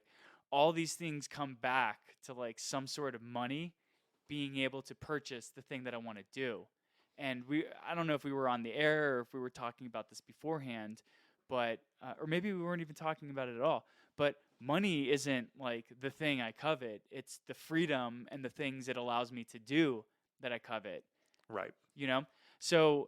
So now, and maybe this is because I'm like down the Bitcoin rabbit hole a little too much. Maybe I'm like too much of an internet crypto guy. But in 2020, a quarter of the dollar supply was printed. Right. So, which is crazy. Right. So ultimately, your dollar in the savings bank immediately became devalued because there was an increase in floating supply of 25%. So the money you had saved could purchase less because there were more dollars floating around out there. Right. Right? And so if I'm going to say like freedom isn't money, but money is the thing that allows me to pursue the things that grant me my freedom, then to have like an entity actively, overprinting the stimulus in a response that, granted, we were in a pandemic and it was a public health crisis, but like they shut everything down. So it was like they hit a hammer on their toe and they're like, oh, well, now we need to like solve this ourselves. So they printed more money. I felt like this wasn't going to be a sustainable solution. We can talk, I'm not an expert, but like we can talk about inflation, supply demand. all these things that impacted like my hard-earned dollars, you Right. know? And so when I'm losing faith in an institution, and the only one thing I feel like is like what grants me my levels of freedom is how many of these things I have in my bank account, that's when I started being like, well, at least there's something out there that it's volatile. Like Bitcoin could go from $100 to $1 in a day, but like the technology and everything that's out there, like that's not going to change. The market price for how much people are willing to pay for it might, but like I felt like that was me being able to control something that I felt like I lost control over. And of course with Bitcoin, like when you buy it, you can hold it on your own ledger or your own private hardware wallet, so you become your own bank. So effectively, like by saying I'm going to convert my dollars into Bitcoin and then I'm going to hold this, you're empowering yourself to become more of a sovereign individual, which for the person who's scared, about realizing that these institutions that they thought were there to protect them aren't as perfect as we originally had thought, it was just one way that I could like soothe over these concerns I had. That makes sense. So, in a way, it is a system that is unchanging, right? The rules of the system are defined. Mm-hmm. And so it has a certain amount of stability that's built into it just for that reason. Because the rules of any other currency could change at any given time based upon what the government decides the rules will change to. And this is the point that I was trying to get to before when I lost my train of thought around contracts, was that your rights of any kind, whether it be the Bill of Rights or uh, any other law that's in place, is essentially a contract between the government and the people and the civilization, Mm-hmm. right? And if you have these contracts they can only be changed by one of the two parties, then you have a lopsided type of power system in place where you could have this contract in place, be adhering to the contract, and no matter how much you have followed the contract, it could get ripped out from under you at some point in time, and all of the work that you've put in on your side of the contract is completely devalued at that point. And so with Bitcoin, it sounds like really what is going on is that you're saying, well, the contract rules are always going to remain the same. And the value of the asset that the contract controls might vary, but even if that does, like the value of a home naturally varies based upon a bunch of different things, somebody can't just come along and say, "Oh, actually, I decided that the value of your home is less." Mm-hmm. Or, again, like people who are in charge of us, like Nancy Pelosi, who openly front ran Americans in the stock market. Like these are the people who are in power. They're the ones who are deciding the social construct and what we can and can't get away with, if we're even allowed to when they decide to change the rules. Right. Totally makes sense. And so you brought up these drug laws, and I want to talk about this a little bit because I think it really ties in a lot to what we're saying.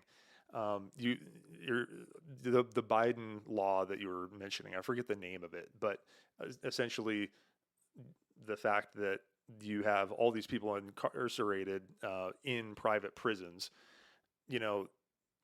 there's a direct correlation between, certain types of laws and the number of people that are incarcerated in a general sense. And so the tighter and stricter you are on certain laws, the more people you're going to have in prisons. All right. And I think we're in a time in human history where we have people making profit off of how many people are in cages. Mm-hmm. And you have another group of people that are, maybe the same groups of people in some cases, creating laws that are hyper restrictive and forcing more people into the prison system. And so it's a inherently, cyclical handshaking bullshit deal between just economics. And, anytime you have economic forces that are driving towards something, humans are going to go in that direction. So corruption is bound to occur in that type of a space. Mm-hmm. So, I mean, when we have this drug war in place, that is going after people for non harmful acts, Like essentially. potheads. Yeah, going after potheads or somebody that sells pot, or I mean, shit, somebody that sells any type of psychedelic substance Mhm. or anything that isn't like actively Or even just killing like people. your regular crack user. Sure, yeah, like I mean, just somebody that's like trying to escape the pain of their life, and so they're smoking crack. Um, you know, albeit probably not a very good way to deal with pain, but it's like to throw somebody like that in prison and essentially profit off of them for the probably the rest of their life to me seems very criminal. Hmm. And so I just don't understand how, as a civilization, we can kind of okay these types of behaviors that to me are just blatant corruption. Hmm. You know, Uh, when I was living in China, the thing that struck me is that the level of corruption was so high that even in the local passport shop, the clerk that you dealt with, right? You have to pay those people off, right? I mean, and then it just like goes from like the most lowly clerk on up to the highest level, and it seems like the level of corruption that existed was in direct correspondence with the corrupt level of the government Hmm. that is in control of these people, and the type of control that it likes to use on people in order to compel them towards actions. And so when you have systems that are corrupt, they just no longer serve the people, but they act as a tool of oppression. And so at large, what I hear you saying is that, hey, this is a tool for us to store value outside of a system that is inherently corrupt. I mean, people could use this in corrupt ways. They could do this or that with it. However, the system itself is a fixed set of contracts that say this is the behavior Hmm. that we can all count on. We can play a fair game. Yeah, the social contract is written, it's permanently inked, and it is 100% available for anybody to read. I can't say that the social contract is the same for like a lot of government policy. Um, like I don't know what went behind the infrastructure bill last summer and how that got put in, what projects were decided. None of that. I was not part of it. I'm just supposed to be told like, oh, these people are acting in your best interest. When I don't believe that anymore. So, and you even made the comment like maybe we need to like burn it down or replace it with something else. And Well, for the record, I don't know that I believe that absolutely. okay, But I think what I said is that people get to the point where that is the only logical option. sure. And I'm not trying to put words in your mouth, but like a piece of me agrees very much like the end of Fight Club, like when all the corporate buildings were destroyed and like all of America's debt went away. Sure. Like that's awesome, but like ultimately those buildings will just be rebuilt and the same system will be put into place with those buildings. So if we recognize that something is wrong and we don't like the way it is and there's no way to change that thing from within the way it operates, like Nancy Pelosi will just be replaced by someone else who's just as shitty a person, Right. and arrogant and out of touch with the plight of the modern person who's living in a non-coastal elite city. Like the person who's in charge of the decisions she makes has no idea how it impacts like the person who's addicted to fentanyl in the Appalachians because they have no prosperity prospects. Um, this is a part of a system that propagates that. So like, I don't want to see America crumble. I don't want to see our institutions crumble. I don't know what that would do for society. I doubt it would be good. But I think that we can slowly and systematically phase out a lot of these processes by implementing fair, open, transparent protocols. And one of the really great ways that I think crypto can really help this is with this the advent of a DAO. A DAO is a decentralized autonomous organization, It's a way for people to participate in governance, to vote on things using the stake of how much cryptocurrency they hold. So like maybe, an ETH DAO, you and me, we won't make much of a decision in, but like if a brand new project launches up and we can buy a bunch of tokens before, they inflate to crazy prices, then we can have like a larger say in a DAO. Um, that's starting to deal with like economic models of like how much does a token cost or whatnot. But what I'm really trying to highlight is there are ways that people can participate in governance that are a lot more fair than the perceived nature of like our democratic processes today. And I think cryptocurrencies are opening this way. So this is why I want people to like look into Bitcoin, look at what changing um, our perception of money and value is and how all that can be stored. And then I just want people to like think more critically about the people who are in charge of our current processes, because it's not cool at all that like the single mom who worked at Target is still earning the same salary as she was in 2019, but effectively like her paycheck gets her, 90% or less of what it could 3 years ago.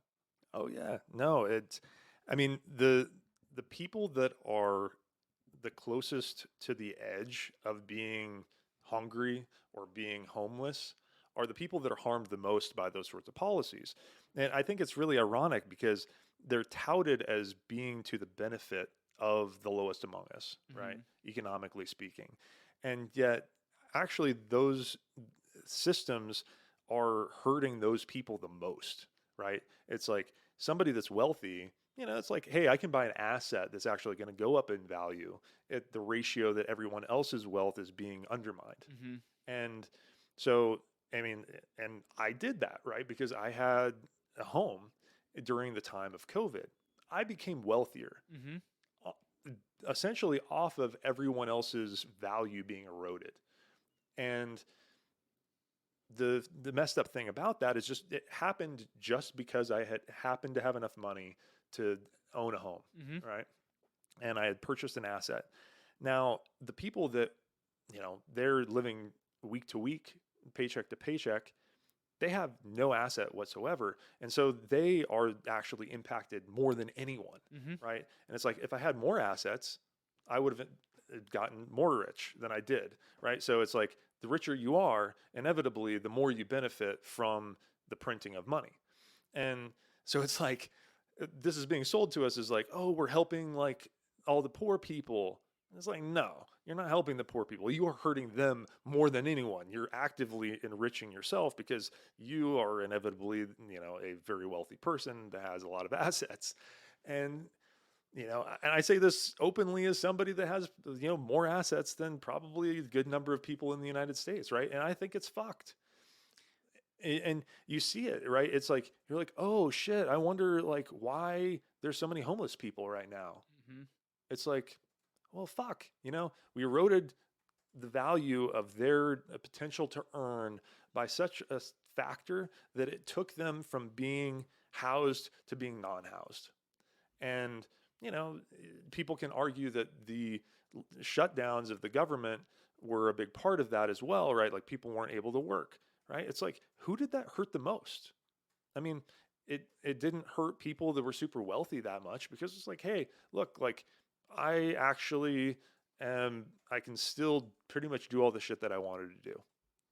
And but the person that's like right on the edge, that person is like, oh shit, now I am underhoused. Now because I was just barely able to afford enough food for the week. Now I can't afford that amount of food, and I'm hungry now. I'm starving. I'm literally homeless and starving from, hey, like I'm getting by. And where that same incremental like variance for somebody that's super duper wealthy is like, oh, it's like, I don't have $1 billion, I've got like this percentage of $1 billion. So it doesn't really have like a true implication on their lifestyle or their well-being really at large.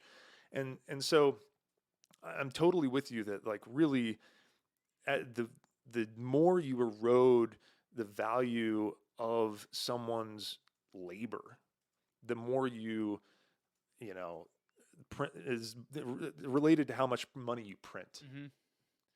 Yeah, I mean, so America had a what's called a K-shaped recovery, where those with assets, equities, home, any other commodities, simply because there was an increase in cash supply, cash became cheap, then money went into all these assets. And so you have people with excess who already own assets, they appreciated. Whereas the people who were on the downside of the K, they lost their jobs. And these are like this is the working class of America, like our barbers, our servers, anybody who is in a service industry, really are the ones who got impacted the most. And we have a government that just said, here's a $2,400 in stimulus checks throughout 2020, I think it was. Like, here, go survive. You know, so You can't survive on that. no, you can't. And this also stems into like another issue that I have with the media is like people talk a lot about crime in cities right now and how it's increased, but like people are driven to become criminals. I don't think people are born criminals. Like you are driven to steal food when you have no food and like you're fucking starving and like that's the only thing you can get. So Especially I mean, there are definitely like just cold-hearted people that are going to be criminals, but do you definitely the relationship between your level of poverty and your probability of being a criminal are directly related 100%. So the more poverty you have, the more crime you're going to have across the board. yeah, and I mean like then there are other externalities that are associated with poverty. Like when I was a transportation planner at Caltrans in Oakland, West Oakland is like traditionally lower income black neighborhood, and all the kids were growing up with asthma. And it's like, why? And because all of West Oakland is skirted by the interstates, and all the kids who are growing up with asthma is because they're outside playing and they're so close to GHGs emitted from the vehicles that like they're physically harmed because of their family's like wealth status. Yeah, yeah.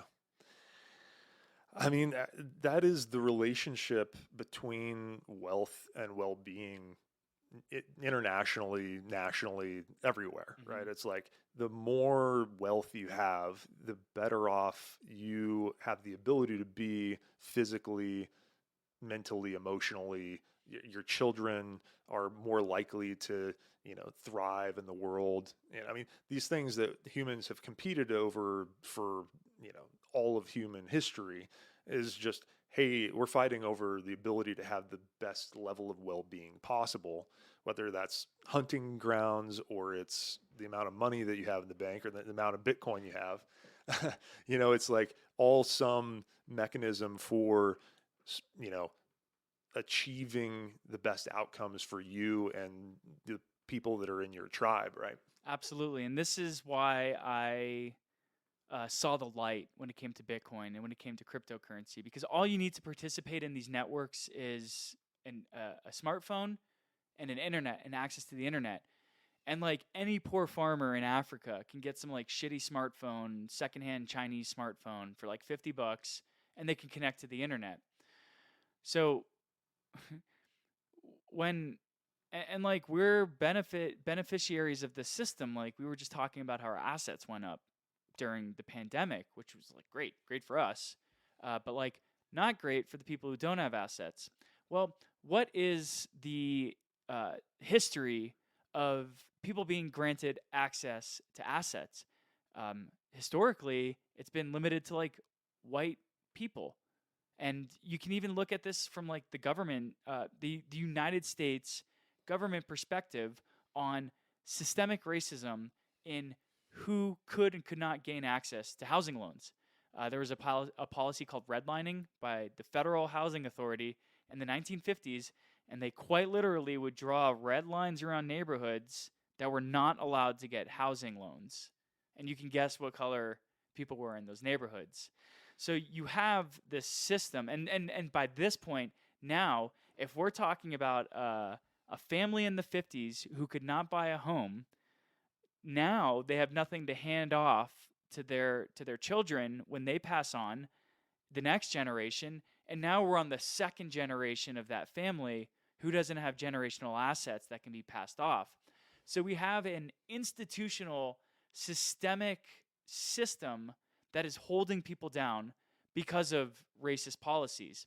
Now, when we even go beyond this and we look at the world, look at the unbanked population of the world. What does it take to gain access to a bank? Some people can't even get a bank account just because they don't have like basic things like a identification card because they're too poor in some like rural village to have one. So we have proven methods where people have been denied opportunities to take a loan out to get equity with redlining in the FHA in the 50s. And then we still to this day have 1.7 billion people in this world who are unbanked. They cannot gain access to a banking account. And so, while we got to benefit from COVID lockdowns, money printing, our assets going up, the whole K-shape part of this was because people were not granted access to assets that could appreciate in times of rampant money press. So what is the solution to all this? It's creating a fair and equitable network where anybody can participate. So now that poor farmer in Africa who bought Bitcoin is doing a hell of a lot better 2 years later or even a year later than they would have been without any access to any bank account at all. So this is why I really like Bitcoin and why I keep talking about freedom and why I like the things about the government are kind of like red flags to me, because that's going to impact my freedom. But like ultimately, this open source software is going to engage and activate a part of the world that was never, ever allowed to participate in open markets. That's a really interesting point. And that's something that has never been explained to me or expressed to me about Bitcoin, right? Because I think the perception from the outside looking in, and I wonder if this is a valid counter argument to that, is that now that Bitcoin is so utterly expensive, really the only people that have access to it are the super wealthy. And so you have a situation that might be kind of similar to the early United States, right? It's like a set of rules that protects the value for that group that happen to be the most wealthy among us. And everyone else is left outside that system and actually doesn't have the same rights or the same liberties. But that group is very well protected. Yeah. And so I could see how, while it's very beneficial for those that are participating in that system and have access to that system, I'm wondering if it's really truly as like everyone has access to it as you're describing. Just fill me in on what I'm missing there. It's a bit of yes and no. So like, yes, you're correct that there is a bit of inequity by early market participants. Because like, if you bought 100 Bitcoin when it was at $2, like that was one of the best investment decisions you've ever made. But we're talking about a world where Bitcoin is not $2. Bitcoin is at like $40,000 or whatever it's at today. So there's a yes and no in here, because the person who bought Bitcoin at $2 is now wealthy, has transcended to another class because they've exceeded their previous wealth level. But that doesn't mean that the new entrant can't still use the network to their benefit today. Bitcoin goes to the 8th decimal. So you don't need to like buy a whole Bitcoin in order to use it. You can buy 0.000000001 Bitcoin. Okay, that makes sense, because I was under the impression that if you're using the normal Bitcoin systems that aren't using these like external wallets where somebody's storing your Bitcoin for you or whatever, that you had to exchange individual Bitcoins. But and so for that reason, I thought, okay, well, this exorbitant price for a single Bitcoin, the people that can be true entrants into this are only either the super wealthy or people that are like banking institutions. And that's not the case. Now, because I haven't ever gone out and tried to like buy a Bitcoin on the open market, right? What the fuck? I know, right? That's actually problematic, probably. But I have purchased Bitcoin through like Robinhood, and I was like, this is bullshit way to interact with Bitcoin. I thought that they were just sort of like holding. I didn't even buy a whole Bitcoin. All right, I bought some small percentage of a Bitcoin, and because I just was like, I'm interested in this, but really, I thought that they had just sort of split up an individual Bitcoin and said, okay, you and now we're holding the ledger for you, which they still are, but it's actually the true Bitcoin can be split off, and it's still non-fungible or non sort of corruptible or whatever you want to call it. Yeah, it's fun. So Bitcoin is fungible. Okay, yeah. Using that term incorrectly. I get what you're saying. But that's like the whole. This is why I don't like Robinhood, because you couldn't take your Bitcoin off. It's stuck on that platform. Right. So like, you can't buy $100 worth of Bitcoin, take it off Robinhood, and then transact with that farmer in Africa who has like the good that you want to buy, who he could never sell to a Westerner before the internet existed. Right. Totally. So that's like kind of what the power is like you can go onto an exchange and buy these digital assets, but then you can withdraw them and store them on your own wallet. So you're no longer leaving these assets on like a Coinbase or a Robinhood, right, or anything like that. Like you take them off and like you have to manage them, but then at the same time, that allows you to send it to whoever in the world you want. And like now I can engage with people who only accept Bitcoin, who sell goods in a way that I want, the goods to be produced. Sure. Now, I think this is a gray area for a lot of us, vanilla people that aren't deep in Bitcoin and understand how it works on a functional, practical level. Is without a Coinbase or Robinhood or something like that, how does just an everyday person go out and purchase some Bitcoin, right? If they don't want to go through that mechanism, it's like, where do they go? Who sells it to you? How do you access these people that own them? How do you gain access to that marketplace? Yeah, I don't think you're gonna like my answer. The only way around that is earn Bitcoin. And how does one do that? If like me, I'm a freelance writer, so like any client I take on, I say you're gonna pay me in Bitcoin, not in cash. Okay. That's the most prominent way. There's another way where you can like set up, like imagine you would have to set up an in-person meeting to exchange keys. Like you would have to bring like $2,000 in cash to go buy $2,000 worth of Bitcoin. And they give you a hard drive that has it on there or something along those lines. Assuming like you're not about to get robbed. Right, sure. Yeah, I mean, which is always the danger of exchanging cash for goods, right? Yeah. Somebody can just physically take it off your hands for you. Yeah. There's this is also like there's also like a yes and. So like the normal person who doesn't want to use Coinbase, like how are they going to go get their first Bitcoin?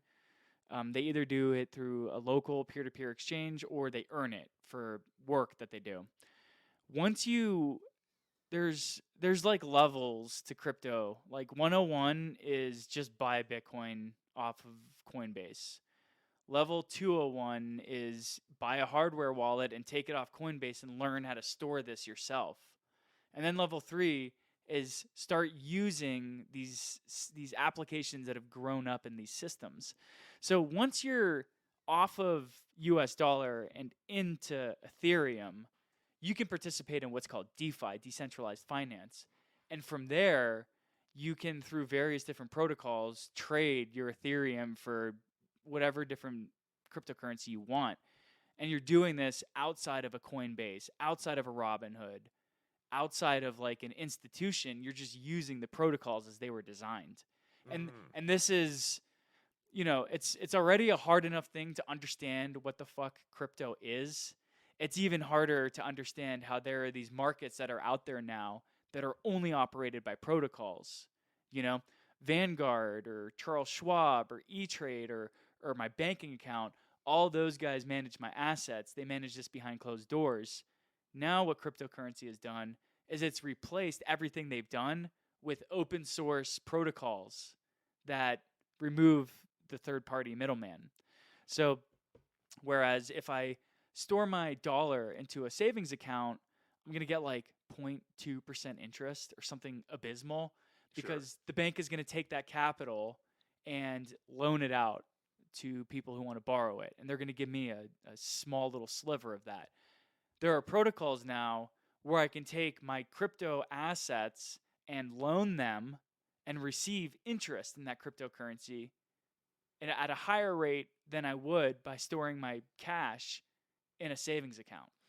And you're doing that through a smart contract, I assume? They're managed by smart contracts. So smart contracts are basically just the things that define specific parameters and then act when both parties have met the parameters that are necessary for the transaction to occur. Sure. So like in this instance, if I'm trying to trade Bitcoin for Ethereum, then the smart contract would say when Dylan puts Ethereum into the contract and Tim puts Bitcoin into the contract, then it will switch users. Okay. And the smart contract just governs that logical process. Sure. Understood. I mean, that's essentially what a contract is supposed to do in any function, whether it's government enforced or whatever. Mm-hmm. It's saying, okay, when these parameters are met, an exchange happens.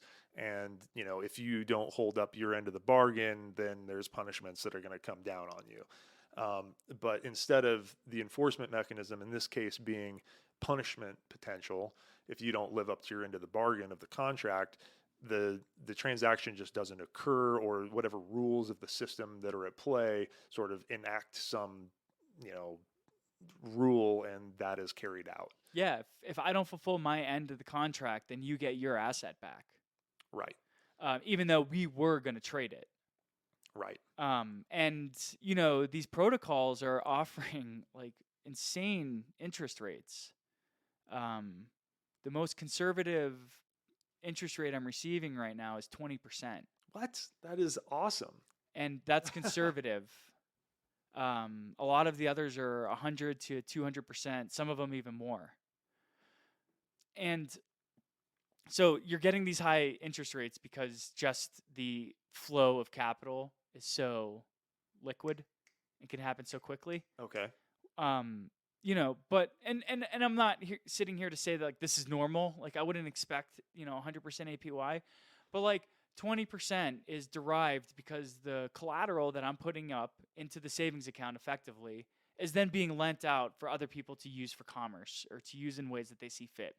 So I am being incentivized by the whole economic value of what the assets I loan out. A third party isn't skimming 19.5% off of that. It's going all to me. Yeah. And that's what the banking models are essentially set up to be today, where we loan our collateral and they do all the middleman work and they receive the highest portion of those yields. So this is like the next level for what cryptocurrency can offer. And it really becomes a way for the person who's been screwed out of the traditional system to build and acquire wealth in a way that was not available to your everyday average man. Like historically, if you wanted to gain access to these types of interest rates, you had to like be an insider on Wall Street or in Silicon Valley. Right. Yeah. I mean, even if you're really wealthy and you're investing your money in a hedge fund, I mean, a good return for a hedge fund is like 5%. Right. And so if you're saying like, minimum that you're achieving is 20%, I mean, you are beating, hedge funds that are people that at least are investing in hedge funds.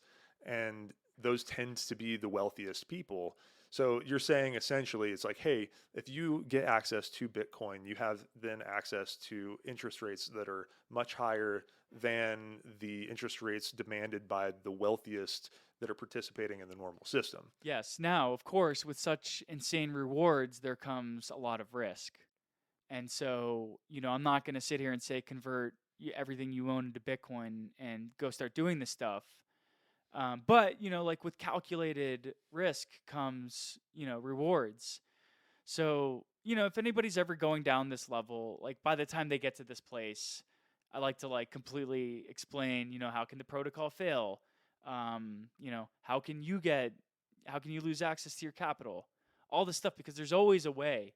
But like, effectively we're entering a world where if you don't take any risk, you get no reward. And by getting no reward, you're losing quicker than you would have 5, 10, 15 years ago. Yeah, which I honestly think is a really interesting lesson in just how systems function. And I think it's exaggerated now, so it's a lot easier to see. But when you have a situation where you have to act or you lose, Mm-hmm. and that happens super quickly, it just highlights the fact that inaction all the time, but especially now, is not only a choice not to do that thing, but it's like an active thing against yourself Mm-hmm. in some way. So it's like if you're not actively moving, you're losing. And smaller and smaller increments of lack of movement are equating to larger and larger losses in your overall well-being. So it's like it just highlights how important like being active in your life in general is. Yeah. And this is why I keep coming back to like macro level government sort of infringing on our freedom sort of stuff, because, you know, Americans did not grow up with um, being taught how to manage personal finances.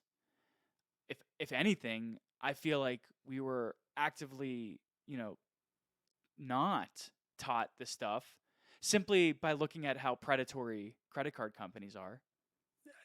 Yeah, I mean, let's be real. The when a very important part of a social existence is not touched on in primary educations Mm-hmm. at all, I mean, you that is an intentional act, right? Somebody made a policy that drove that behavior. That didn't happen at random. And when you have entities that are writing policies that are actively keeping people ignorant of something that really drives their amount of ability to control power in the world, that doesn't seem random to me at all. Yeah.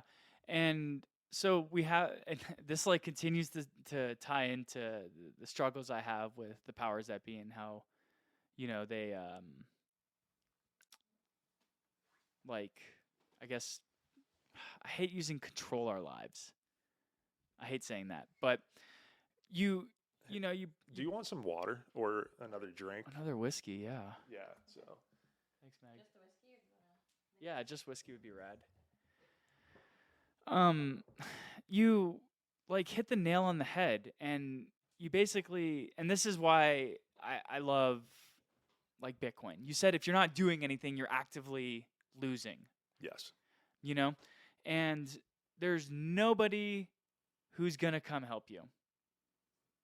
There's no government that's going to come help you. They're going to say they are, and they're going to do things, like give us stimmy checks, but like look at how harmful their actual actions have been to like lower class segments of society, like the retail workers who lost their jobs and are now, some of them might even be homeless now. Like, Oh yeah. That's the reality, right? Is many people that weren't homeless before are homeless now. right. And this, we can even go into like a whole other, like, there's a whole other issue with how people perceive those who are homeless. And I've been guilty of this myself. Being kind of callous to the situations that led them there and just being like, oh, how, you're homeless. How could you let that happen? not even being aware of like, thank you, not even being aware of like the fact that they might have lost their jobs, they were teetering, whatever their family history was or any of that.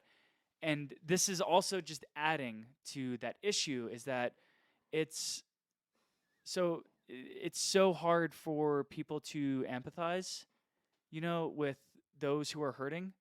And we tend to say like, oh, there should be a large institution that takes care of these people, but they don't.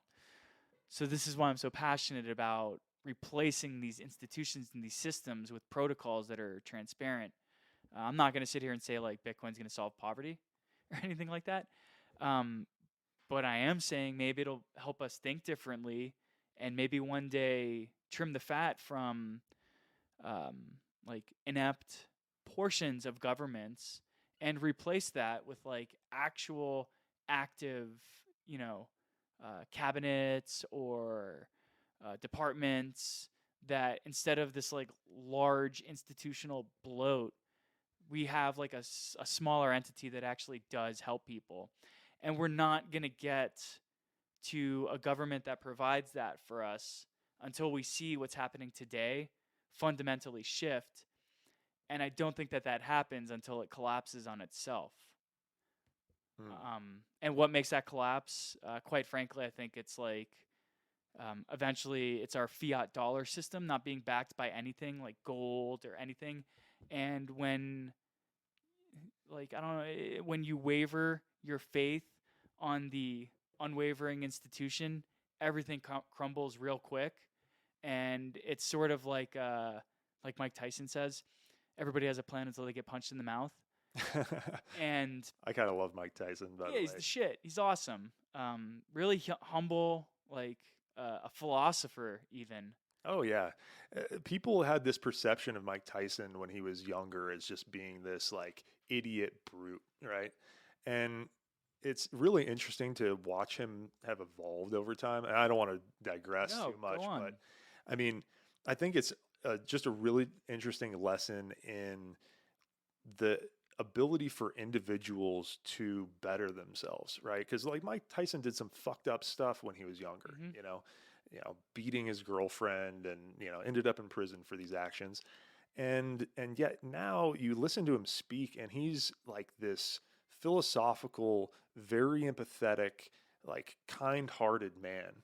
And he talks about his experiences in his days of being a fighter, and it's really just really interesting because he talks about how when he would cry before every fight because he had to turn into a person that he didn't like in order to be able to perform in the ring. And there's a dichotomy to all of us, I think. And I think we need to have the ability to allow people to evolve and to heal and to forgive people for the mistakes that they make, because we're redeemable, right? But at any rate, so that's my tangent on Mike Tyson, but you were making a point by bringing him up. I actually want to like pull back on that, and like I really appreciate your ability to like pull on individualism and kind of like recognize how it's up to the individual to redeem themselves. And ultimately, like a lot of the things I'm talking about are so doom and gloom because it's like these institutions and how do we replace them. So I guess maybe I want to ask you, as somebody who I'm now 4 years steeped into cryptocurrencies, and like I've taken on a new way of thinking than I had 5 years ago before I even was into this stuff. So, what when I listen to like other hardcore Bitcoiners, I'm like, you guys sound fucking crazy. Like you are, the only people who are patting you on your back are other hardcore Bitcoiners, other people who believe exactly the way you do. Sure. So maybe, I like to steel proof things. So based off of the conversation we've had so far, like what is not hitting the point? Or like what comes off as like, dude, you are obviously like a crypto guy, that is not necessarily like helping make any arguments, or maybe even acts as like a blocker to kind of like internalizing some of the benefits that like Bitcoin and other crypto can offer? That's a really good question, and I think I'm just going to commend you for asking the question, like, how can I be wrong, or how can I benefit my argument further? Because that's a very humble thing to do. But it's something that struck me. The only thing that I can really think of off the top of my head is kind of the assumption that the institutions themselves are highly corrupt, Yeah. right? Because I think, you know, you're operating off of this is the baseline, right? Like that we can all agree on. Everyone, like obviously the system's super corrupt, right? And therefore, right, all of these other, you know, things that you have gone to where it's like, oh, this is protects you against this, that, and the other thing, kind of assumes that this, that, and the other thing is a risk. So, I mean, I'm in agreement with you on those things. I see the evidence that those things are at risk in society, but I just don't know that. I think most people have some degree of faith in the institutions of the world, right? Yeah. And so when somebody comes along and you're like, hey, yo, like, don't trust the institutions of the world, right? That in and of itself is kind of a conspiracy theorist kind of like vibe, Yeah. you know?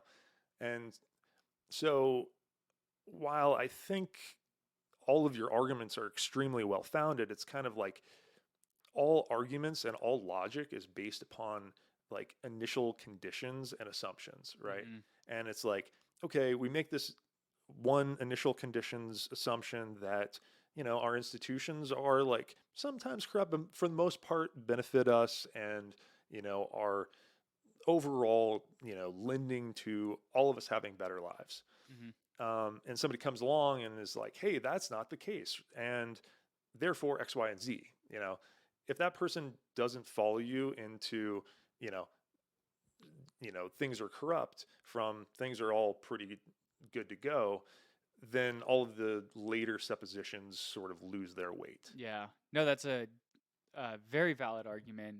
Um, and it's funny because I used to work for multiple governments. I've I've worked for 2 state departments. I've worked for FEMA. I've worked for the county, and you know I was like the bogey government man. And I remember hearing like people sound like me and being like, "You just don't get it. Like most of the people I know in the government are here to help. We care." Right. Um, Which and is true. I overwhelmingly almost I know in the 6 years I worked for as an urban planner for governments, I never met one nefarious person who was like, let's subvert society by creating policy. Right. Nobody was ever Like, like how that. can we twist this to our own benefit? Yeah, like Agenda 21. How can we like join the evil powers that be in Europe? But I think and it's like so fascinating to hear that that's like how I sound.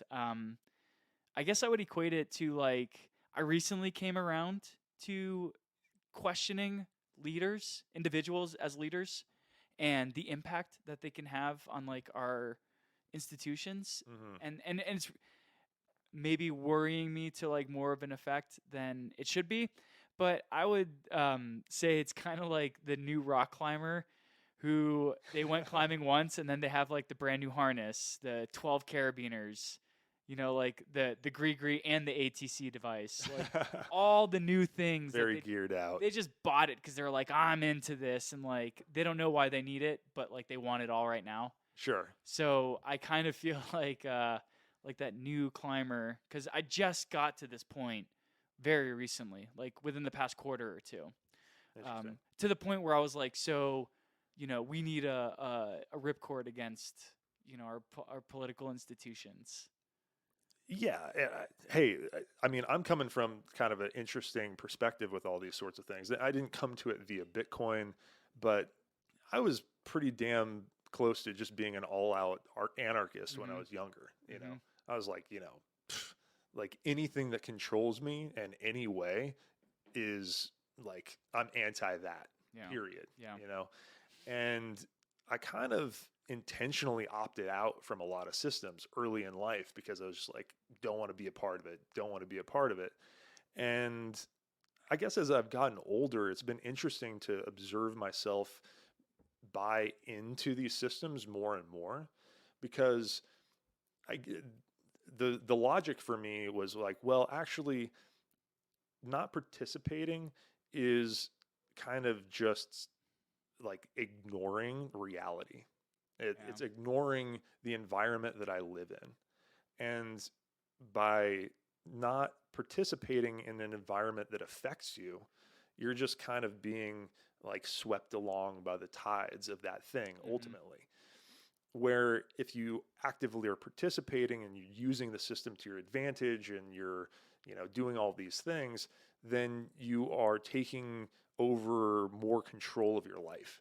And so what's really interesting to me about what you've described about Bitcoin is it's a way of actively participating in a system that, you know, is an active ecosystem. It's an active economic system of sorts that exists outside of the normal system. So you get to participate in a system that's beneficial, but it's not necessarily the system that comes with all this other baggage Hmm.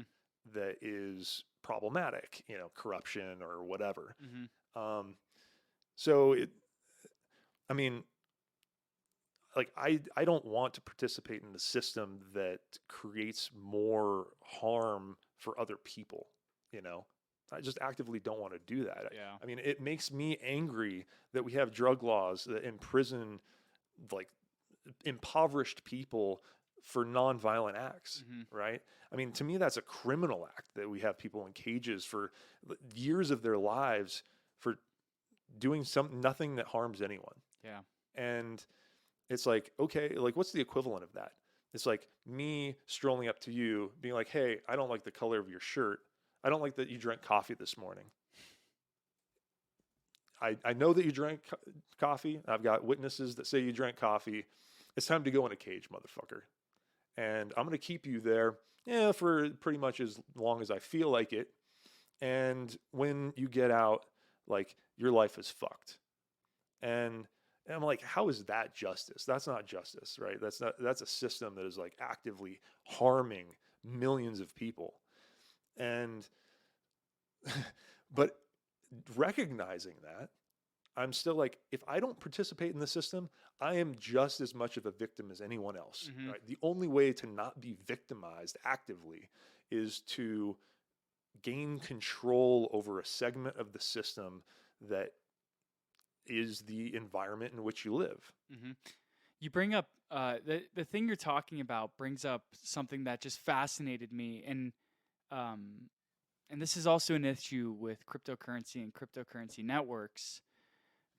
Is that there's a system and there's a complacency and a willingness to just like ignore what's going on out there and just become oblivious.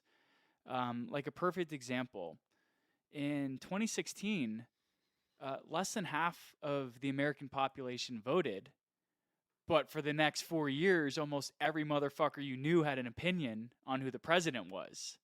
And it's like, where were you when it was your time to make that decision? There is a lack of like drive for people to want to go out and do those things. And I think this is also a thing that I really don't like about how big everything has gotten. It's because I feel like my vote doesn't mean anything. I'm just a small cog in a huge machine. And, that disincentivized a lot of people to participate in the fundamental thing that makes this country like unique. And what it is like the ability to vote. And these issues are systemic to cryptocurrency as well.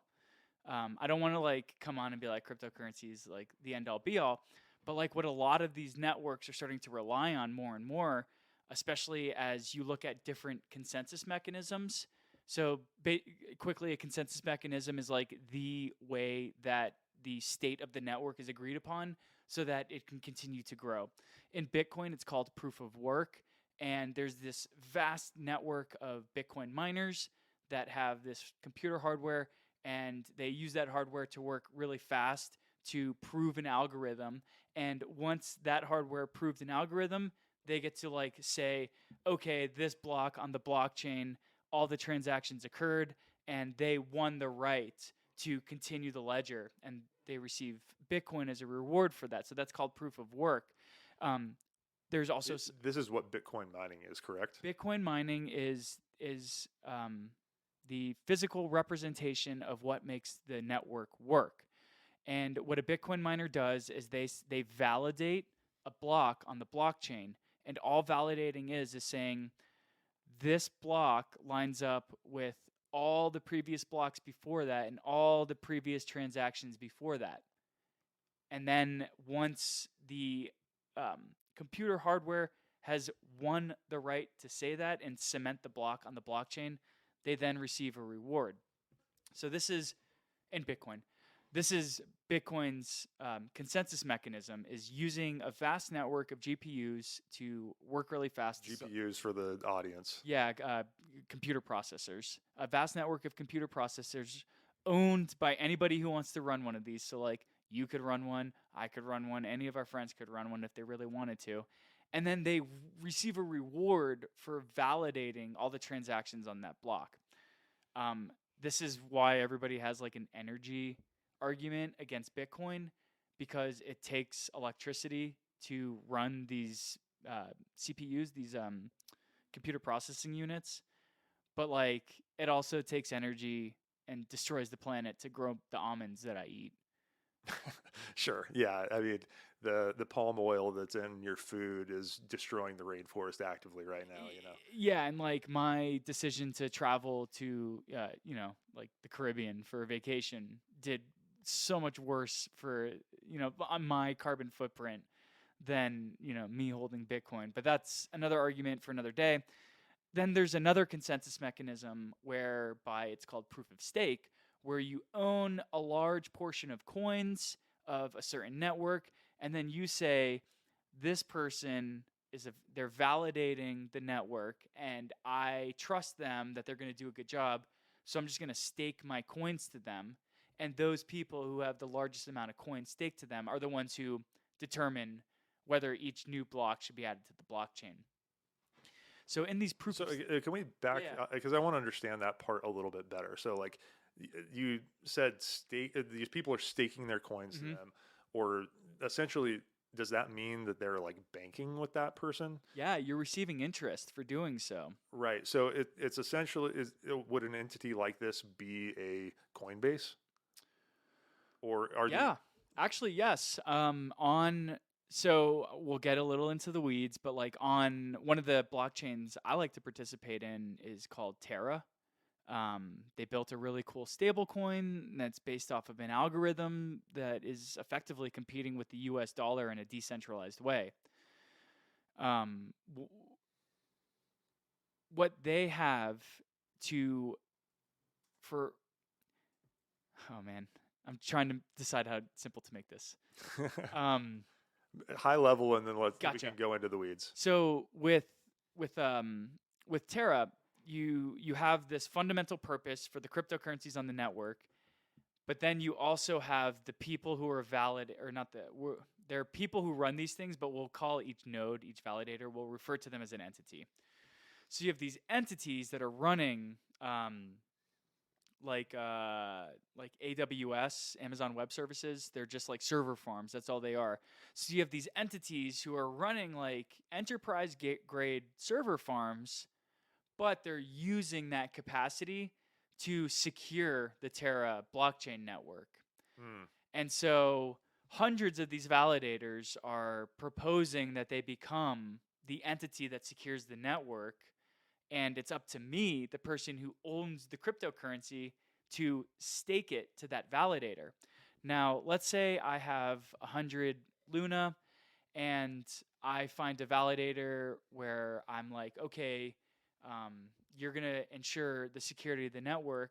I can then use my Luna and what's called stake to that validator and say that I use my 100 Luna, like my weight of 100 pieces of this cryptocurrency, to add to your weight that you are the entity that is safe enough to ensure each block. So I'm effectively voting for an entity that I think will maintain the security of the blockchain. Interesting. And in return, I receive interest rewards in that cryptocurrency for staking to that validator, because part of the game theory, the incentive model, is if that validator wants to continue earning the rewards for adding a new block to the blockchain, then they need me to continue voting for them. So they need to share the rewards that they earn from adding the block to the blockchain with the people who vote for them. Very interesting. So this kind of goes against what my initial thought around how block validation was working, because the idea that I initially had was everyone that has a server farm or even just a single computer that's running the algorithm that is the sort of underlying thing of Bitcoin is just like an equal node on a network, and they all have to agree in order for any transaction to take place. Yeah, you're not wrong, but that's called proof of work, and that's Bitcoin. Right. And so I guess what I'm curious about is, in that original headspace that I was in thinking about this, I was like, well, Joe Schmo over here that's running the algorithm on his, laptop, and it can only do, I don't know, one validation per year, versus like somebody that has a server farm that's running, 1,000,000 validations a year. The only difference is just like the amount of computing power that they have to do a validation. Yeah. It's called mining a block. Sure. But the thing that I didn't know about was the staking of your coin to an individual. And like, I don't understand what the mechanism for that occurring is, right? It's like, if I have Bitcoin in a wallet, or on a hard drive, right? It's on a physical object. How do I stake that to someone else? Like, what's actually happening? Yeah, so this is why it's kind of like a level 201 conversation, because what your understanding of how Bitcoin worked, that's correct. And that's the consensus mechanism for proof of work. What happened after Bitcoin is people came up with new consensus mechanisms. And all a consensus mechanism is how can we, in a decentralized manner, all agree that the state or the whole history of the blockchain is correct? And so you have all these new methods for doing this without a central entity that can get ripped up by the US government or snuffed out or whatever. With Bitcoin... So it's layers of protocols. Right. So with Bitcoin, it was like, we will use a consensus mechanism that relies on the strength or the number of processing units within a server farm. Back in the day, like, anybody with a laptop could have mined Bitcoin and secured the network.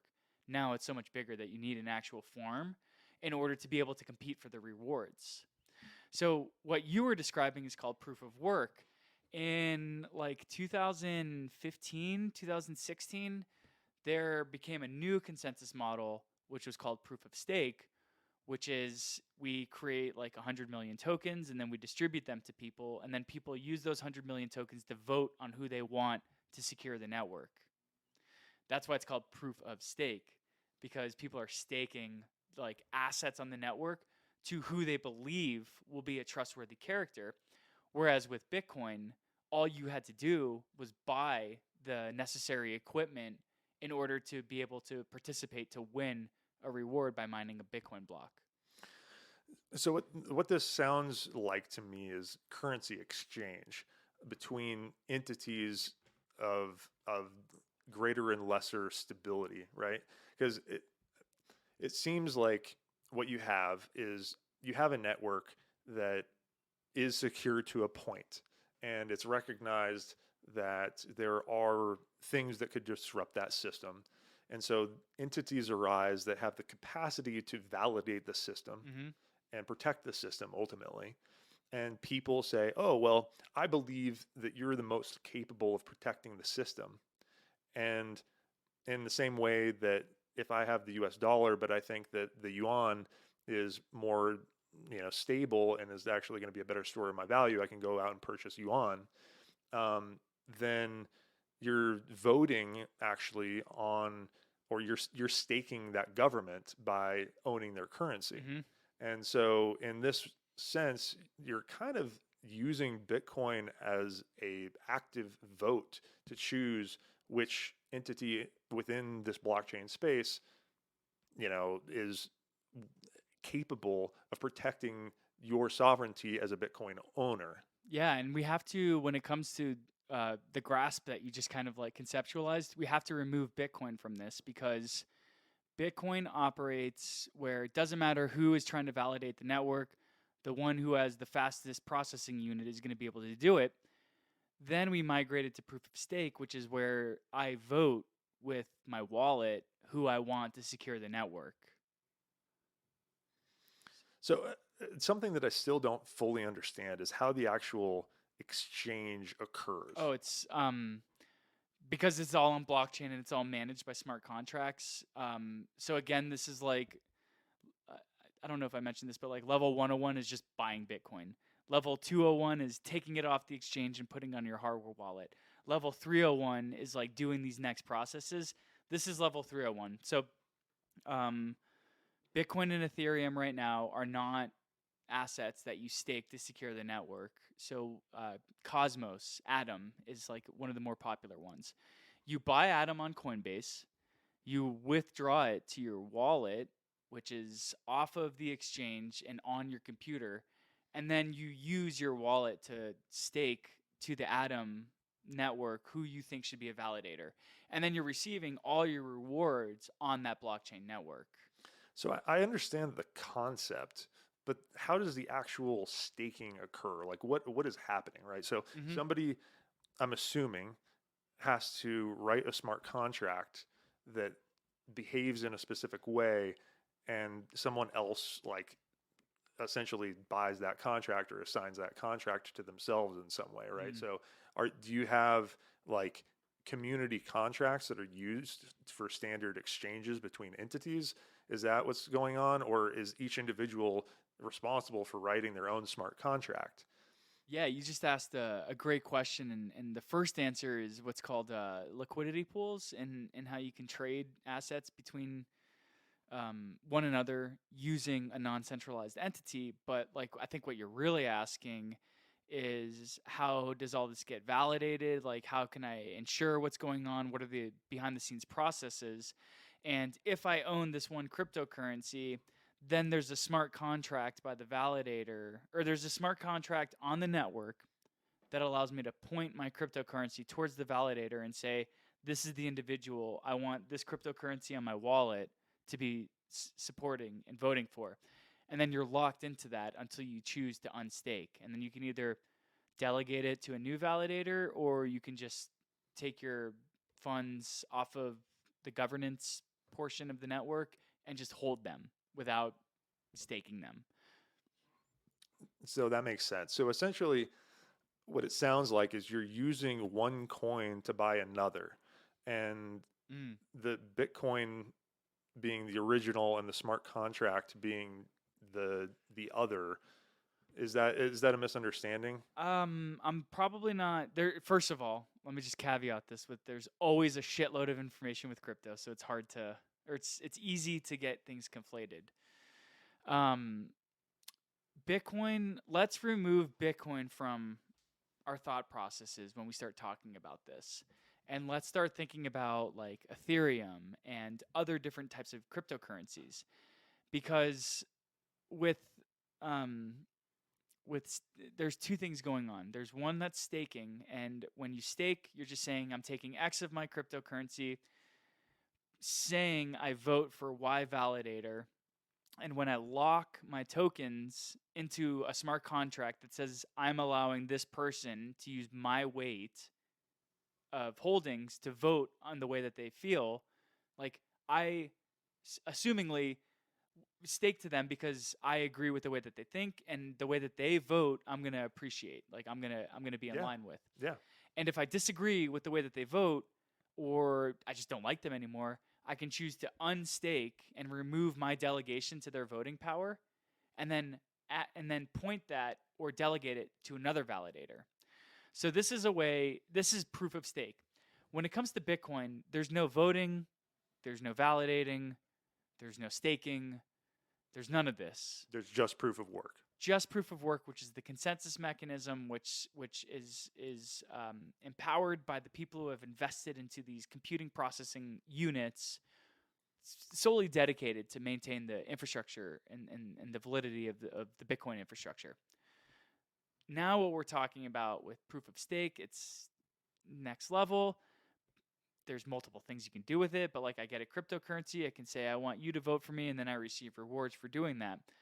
The next level of what we were talking about, which kind of like is easily conflated, is the ability to trade between assets without a central entity like Coinbase. And so this is what I was talking about with liquidity pools. Is let's say I own both Bitcoin and Ethereum, and I'm not planning to sell them at any time, but I want them to work for me. So I'm going to provide them as capital into a liquidity pool so that if you wanted to trade between Bitcoin and Ethereum, but you didn't want to use Coinbase, you could use this liquidity pool.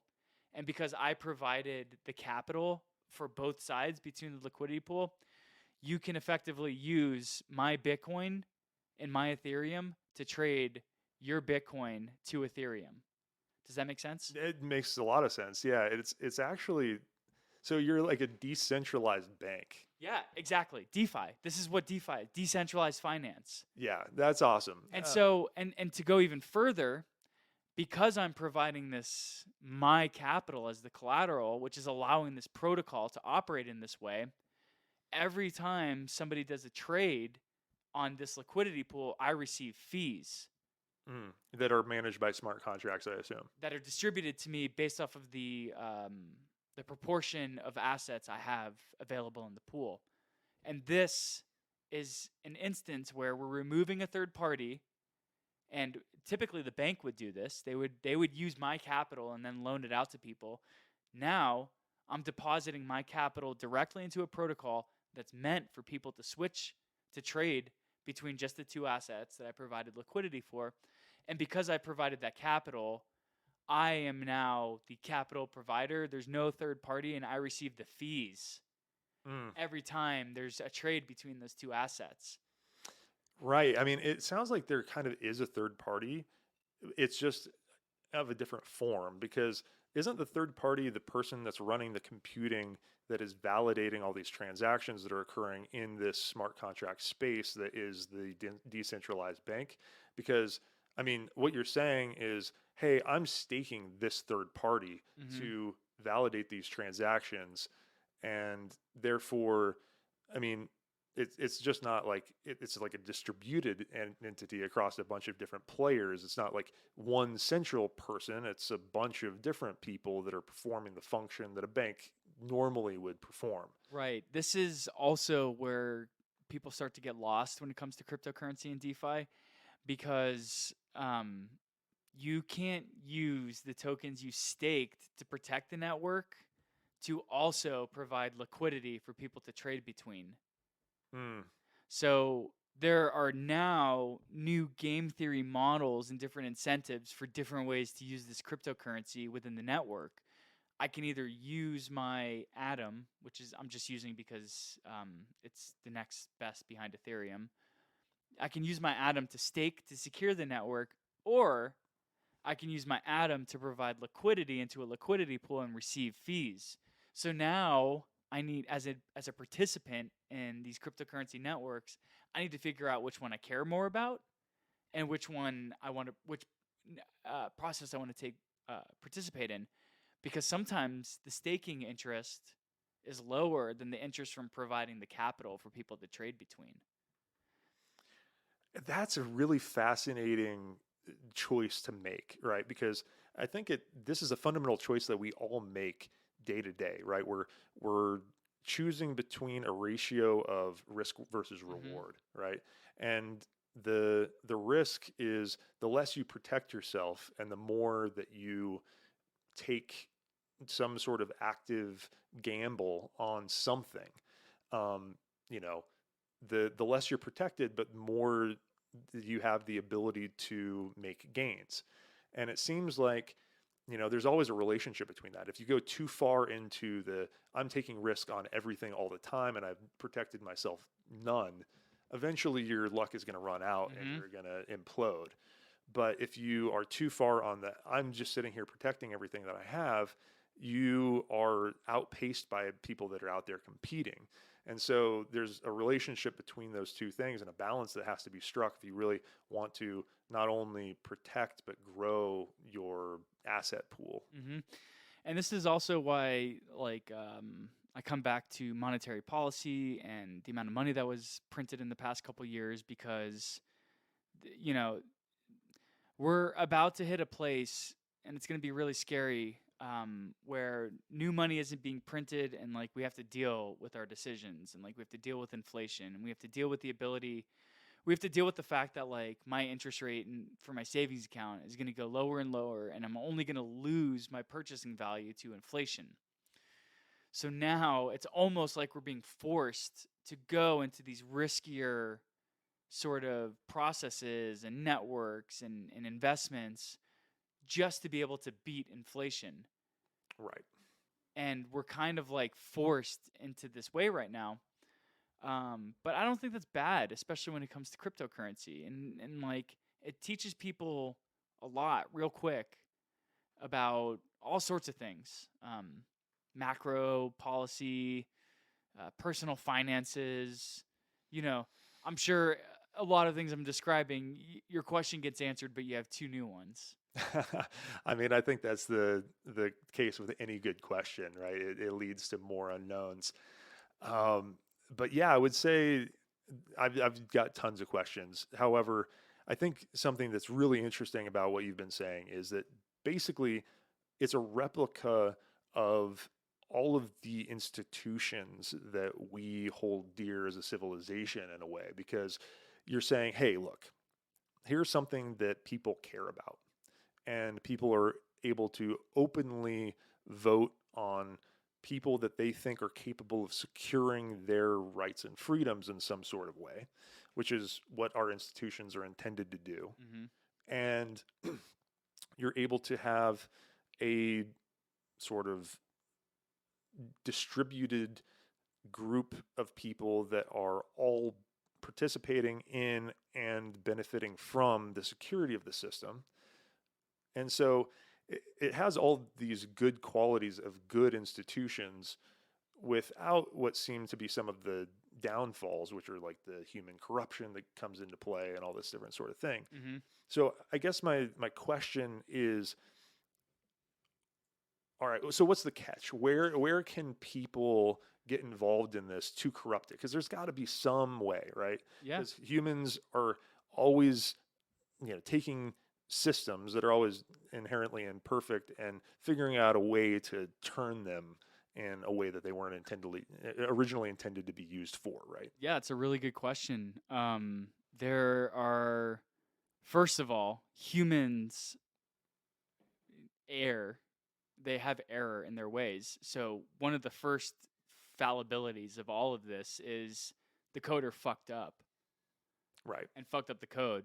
And when you fuck up a code that's managing millions or billions of dollars in assets, that's what's at risk. Right. And which is why people don't really necessarily trust new coins as much as they do a older established coin, right? That is more trusted. Right. Which is why if anybody's ever getting into crypto, I say just buy Bitcoin, buy Ethereum. Those are the two OGs. They're the ones who, if this whole shit is going to be around in 10 years, they're for sure going to be the two that are here. Sure.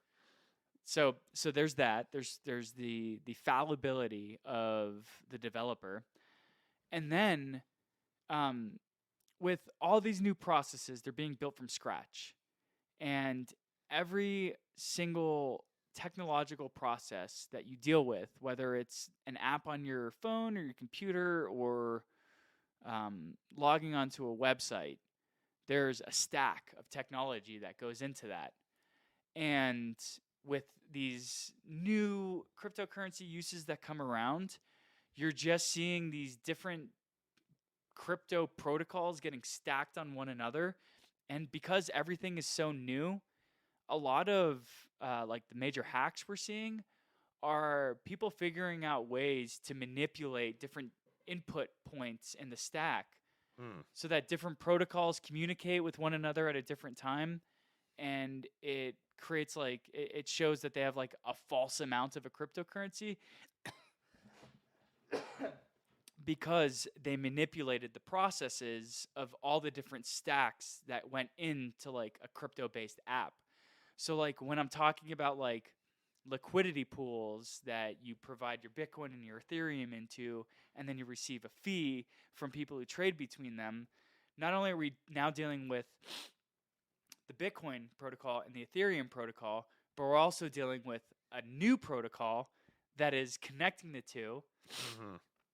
And then we're also dealing with another protocol that allows for the trading between the two. And all the hardware that all that's based upon. Right. And so now what you're seeing is the people people are incentivized to break these systems because what do they win? Millions of dollars in cryptocurrency. Right. And this seems to be one of the downfalls of crypto in the general sense that people have talked about, is that you're not insured, right? Governments provide insurance to banks. They're basically saying, hey, the entire power of the society is behind your investment. You can't just lose it. It's insured up to, X amount or whatever. But, with Bitcoin, it's like, you have a Bitcoin wallet and somebody walks up to you and points a gun in your face and grabs your Bitcoin wallet and runs away. There's no insurance, right? Yeah. There's no one's that's going to come help you out in that situation. So if you're a really wealthy person and you have, $1 billion and you have that stored on the network and somebody somehow gains access to that, there's no recourse, right? Yeah. So I'm curious about how, like, your thoughts on that. And I mean, I'm sure there's, mechanisms that people are developing to try to protect against these things, but it's like, how do you, justify being a hyper wealthy person and having a large amount of your assets in such a space that is uninsured? Yeah, I mean, the key tenet when it comes to cryptocurrency is this thing called not your keys, not your coins. And when you buy Bitcoin on the network, regardless of whether you bought it off Coinbase or you bought it off like some stranger on the street and then they just gave it to you, on the network, you have this wallet or this entity purchased X amount of Bitcoin. Okay. So that is forever stored on the network, and that means that once I withdraw it off the network and store it on my own personal hardware device, that no matter what, that will always be like lined up in the history of the blockchain. So that's what's called the public key, where if you send me an identification number of like me sending you 1 Bitcoin, then forever our 2 addresses will be associated with that. And as long as you never moved that Bitcoin, it's on your hardware wallet. Now, your hardware wallet and just any wallet in general stores what's called a private key. And when it comes to Bitcoin, there are 2 keys for a transaction. There's a private key, which is the half of like my personal identification. What's a better way to put this? My private key is like my half of what's called a hash, and a hash is what powers all these transactions on the networks. It's just like the technical term for it. My private key says that it is associated with the public key on the network, which is what you and I can look up and see how much Bitcoin you hold or how much Bitcoin I hold. Sure. And with my private key, with the amount of Bitcoin that you can see I hold on the network, with my private key, I have access to that Bitcoin. Sure. So if I lose this private key, then this Bitcoin is forever going to be on the network, but I'm never going to be able to access it again because I lost access to the private key. Right. So isn't the risk, though, that you have this private key that you're holding that represents X amount of Bitcoin, and somebody decides, hey, I'm going to rob Dylan. Yeah. I'm going to go over to his house with a gun, and I'm going to make him give me his private key. Then I have his key, and I can go take that Bitcoin off the network and or use it in some way. I mean, like somebody could still kidnap you and be like, put your ATM pin into the ATM and take all your money. Well, true. However, isn't the variance there that if somebody does that, then I am insured Yeah, by yeah. the bank, which is insured by the federal government. Yeah, yeah. No, I want to come back to your question. I was just like trying to describe like what a private key is and what a public key is for the phrase "not your keys, not your coins." Sure, yeah, yeah, and that was very illuminating. I'm just trying to understand, right, that there's this mechanism, and I don't think I quite No, fully grasp the protection. no. So this is so like again, this is why I wanted to like say like for every like Bitcoin you see on the network, there's a private key associated with it, and this is what the phrase "not your keys, not your coins" stems from, because if you buy Bitcoin on Coinbase, technically Coinbase owns your Bitcoin because you don't own the private key. Right, It's not until you withdraw that Bitcoin off of Coinbase onto your own wallet that you're now given access to the private key associated with the public key, which is effectively just saying how much Bitcoin is on your wallet. sure, So this is a level of self-sovereignty is like a phrase that continues to pop up when with Bitcoin. You have to maintain the safety of these assets yourself. So it's sure, almost like think about someone who buys gold. Like they have to have a safe to store it, or they have to have a gun to shoot somebody who comes on their property, or they have to dig it in their backyard in a way that bury it where nobody will ever find it. sure, They have to provide their own security. And so yes, when you're sending your dollars from your checking account to Coinbase to buy Bitcoin, you're losing your FDIC insured status under the bank account, and you're now going over to a network where if you lose your private key, you lose access to your Bitcoin permanently. right. Now, there's Which is part of the risk of investing in Bitcoin, right? huge risk, but also it's part of the reasons why there are rewards. Yeah, right. The relationship we were talking about earlier, right? Yeah, and what's funny is there's only going to ever be 21 million Bitcoin that are ever mined. It's written into the code. But, humans are fallible, and it's estimated that anywhere from 1 to 3 million out of the 21 million Bitcoin are permanently lost because people lost access to their private keys. They accidentally threw away their computer that held their Bitcoin wallet, and they didn't store a backup. So, the thing that could hurt your personal wealth also makes the asset more scarce and therefore more valuable, which Mm. is kind of like a fucked up game theory way of thinking about this. Yeah, yeah, it's interesting. I mean, it almost it's like a reverse inflation. I mean, it's something that will only ever have a fixed amount ever printed, but the actual amount that people have access to decreases over time, Mm-hmm. inevitably. Yeah. And so instead of increasing inevitably over time by governments printing money or whatever, it actually inevitably will become more and more valuable, Yeah. which is not the relationship that we normally have with money, right? Right, because the money that we have to buy things and spend things with is inflationary. The government could just print as much as they want. Which is also why they took us off the gold standard in 1971. Every dollar was backed by X amount of gold Right. before 71, and then they took us off the standard, which created what a fiat currency is. And a fiat currency is essentially unbacked by anything other than the government that prints it. Sure. So this is why not your keys, not your coins is a big deal. And if you do go into cryptocurrency and you want to manage all this yourself, it's imperative on the individual to understand the risks that they're undertaking if they don't have a backup in place or any other way to access the private key other than like what they stored in their computer, or if they didn't even back it up. Yeah. Because there's no bank you can call if you lose access to your wallet. You're screwed. Right. Which is, not something that people are accustomed to, right? That is like a level of personal autonomy in the world where you're like, I have to protect my own assets actively, right? I Mm-hmm. can't just like park them in a bank and they're good. Um, which I mean, arguably is not the case anymore because you park them in a bank and you're actually losing value on a day-to-day basis. But the concept was that hey, I park this in the bank and it's safe, right? Like Right. I don't have to worry about this. Um, I don't have to worry about somebody breaking into my home, right? Yeah. Because there's this entity that's like taking on all that risk for me, and they're really good at this And thing. it's FDIC insured for up to $250,000. Right, right. Yeah.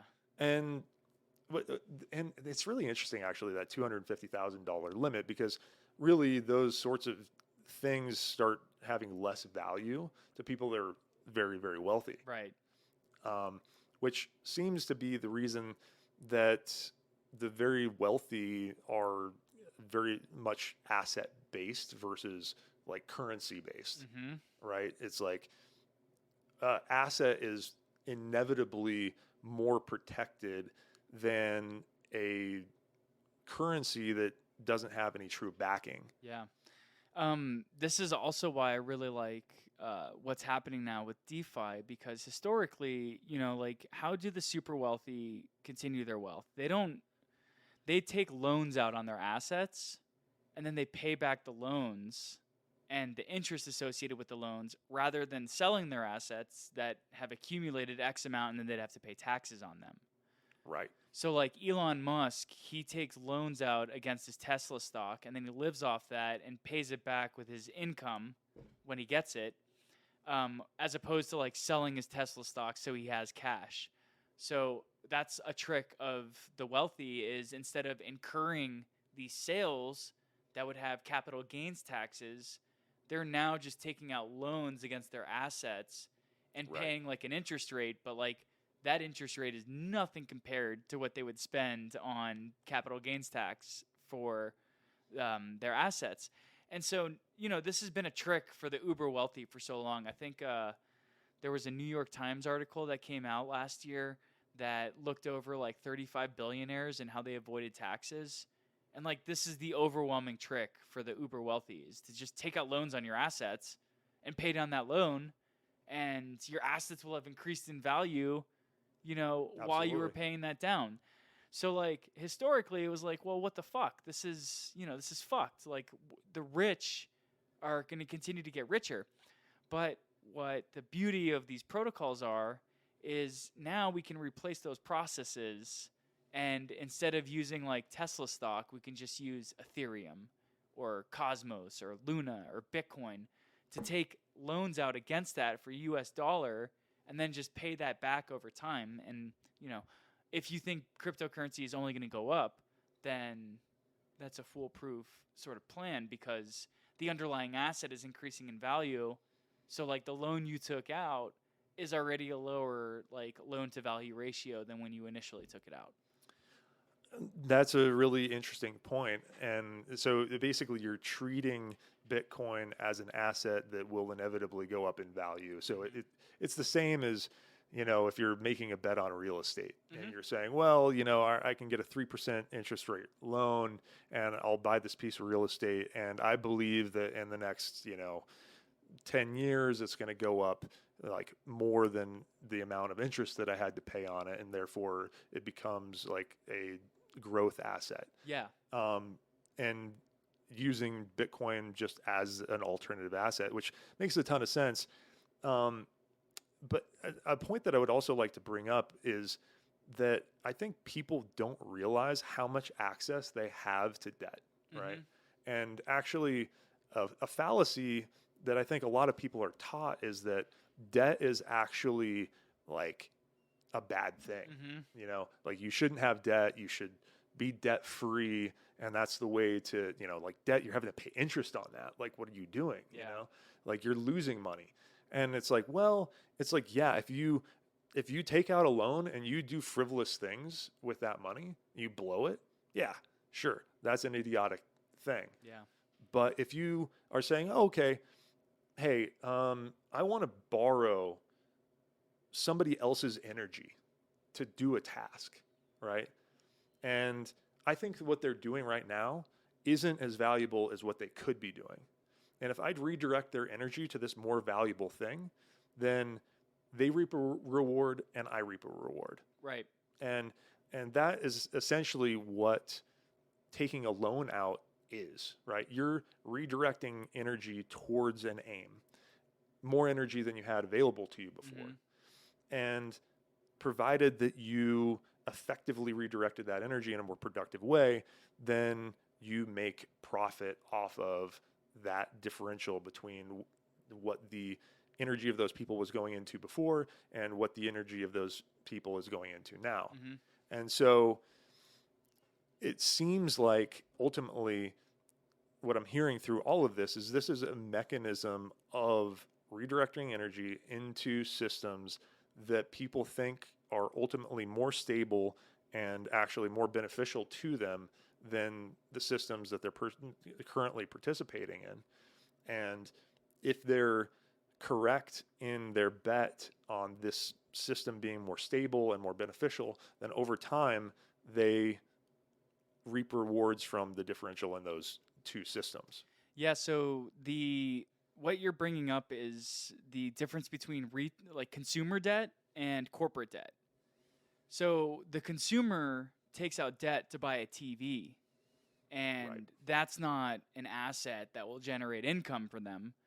Whereas the corporation takes out debt and then deploys it to an economically beneficial system that will generate income.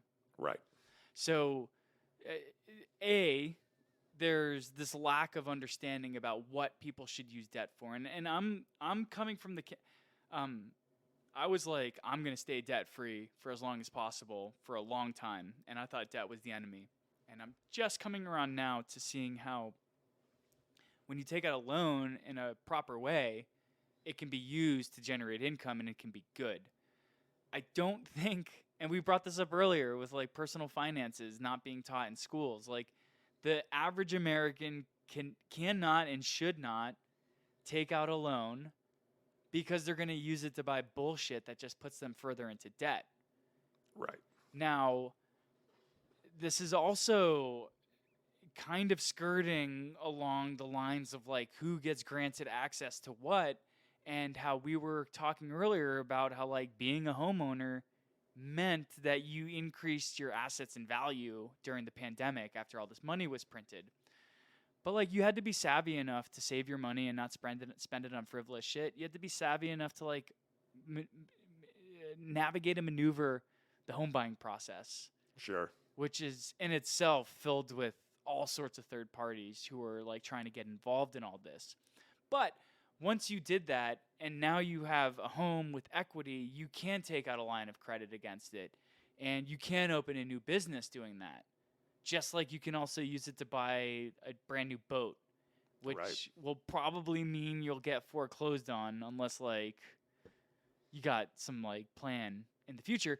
But this is an issue with people taking out debt for consuming things rather than using it to like earn interest or get put back to work.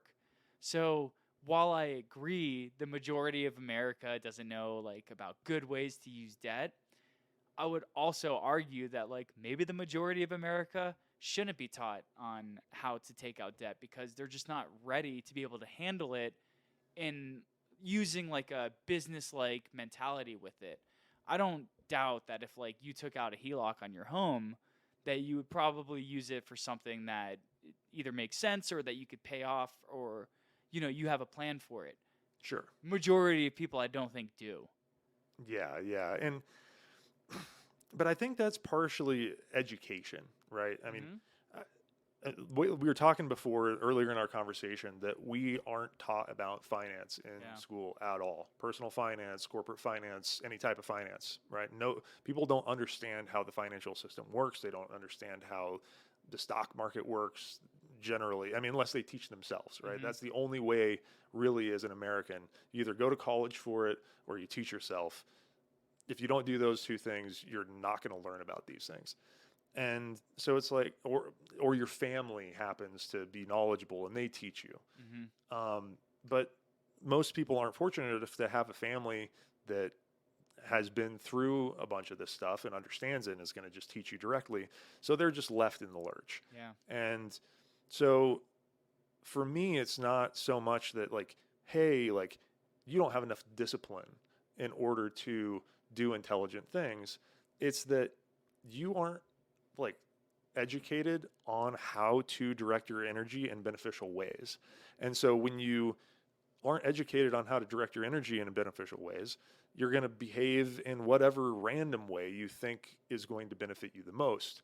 And because you're an individual and you're not like participating in a system that's in place that's meant to drive society's behaviors, you're just being swept along. And whatever random thing happens to you, happens to you. It might be good, it might be bad, it might be neutral.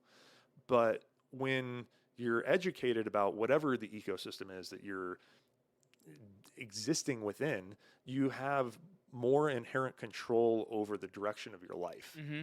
And so I think why people are left uneducated is because they're easier to control when they are. They're easier to manipulate, right? And so hey, I'm I'm not going to deny that like systems are here to direct people's behavior. That's what they're here to do. And if you have a group of people that will just kind of get like tugged along in whatever direction, that's not like a hard group of people to control. And this is just comes back to another point that we were talking about earlier around the division between groups of people in a society, right? It's like the more you drive a wedge between people and the more you divide them, the easier both groups are to control. And so, we are always pitted in this battle against controlling our own life and being controlled by others. Yeah. And I mean, like, this is, I feel like this is the culmination of a lot of what we were talking about. And, like a lot of like my anti-institutional stances stem from the fact that like banks are predatory on making sure we don't understand this. And if I'm participating in an institution, or we could replace institution with network, if I'm participating in an institution and or network that is actively like trying to screw people over, then inherently it's a negative thing that I don't want to be a part of. And that's what I think like a lot of America is built off of, is, or at least like a lot of financial systems in America is built off of, is this ignorance of a lot of the people who are participating in it. So this is why I love Bitcoin, but this is also the thing that is kind of its Achilles heel, is you have to go out and you have to teach yourself this stuff, which was already an issue for people who didn't know any of this to begin with. So it's almost like you have to be told there's something that you have to research when you don't even know that you have to look for someone to tell you that there's something that you need to research. So, it's like I don't know what I need to know what I need to know to do the thing I need to do. Right, but then once you know, and like, if you're kind of like me, man, and you took the red pill and you see how things are, once like you've deduced the way that larger systems operate and the opportunities that these peer-to-peer open source networks are offering, you can start to see ways in which people are building replicas of current and existing systems. And if you're in the know, and in this instance in the know is knowing how to buy Bitcoin and other cryptocurrencies and take them off the wallet and use these networks, then you can start participating in things that are only available to millionaires and billionaires in today's systems, because these very same processes were replicated in cryptocurrency, right, and in cryptocurrency ecosystems. But again, this is one of those like it's like a tale that is self-perpetuating. It continues to like not go anywhere, because the way that you grow these networks is by getting people into them, but people don't even know that they need to start asking these questions to arrive at these networks. And so that's why when it might sound like too good to be true that I'm getting 100% interest on assets, this is why, because the stuff is available to a large population, but only a small population is taking advantage of it. That makes sense. That makes sense. So, I mean, and that's ultimately the same relationship that we have between billionaires and everyone else in regular society as well. I mean, it's more of a, driven by how much capital you have. It's not necessarily driven by how many people are actively trying to participate, but the ratio is the same, right? Like, and oftentimes a small number of actors that is playing in a space benefits over everyone else that isn't playing in it at all, right? Yeah. So, yeah, bringing this around to just the concept in the general sense seems to be we are looking for a way to opt out of a system that we believe is flawed and to create a new system that is more reliable and is more in our best interest. And therefore, we no longer have to trust these institutions that we don't actually believe in the validity of their behavior. And we're putting our bet on the validity of this network over the validity of the government that is backing a currency, right? I think the best way that I would describe it is we're creating an alternative network that can operate in unison or separately with what already exists.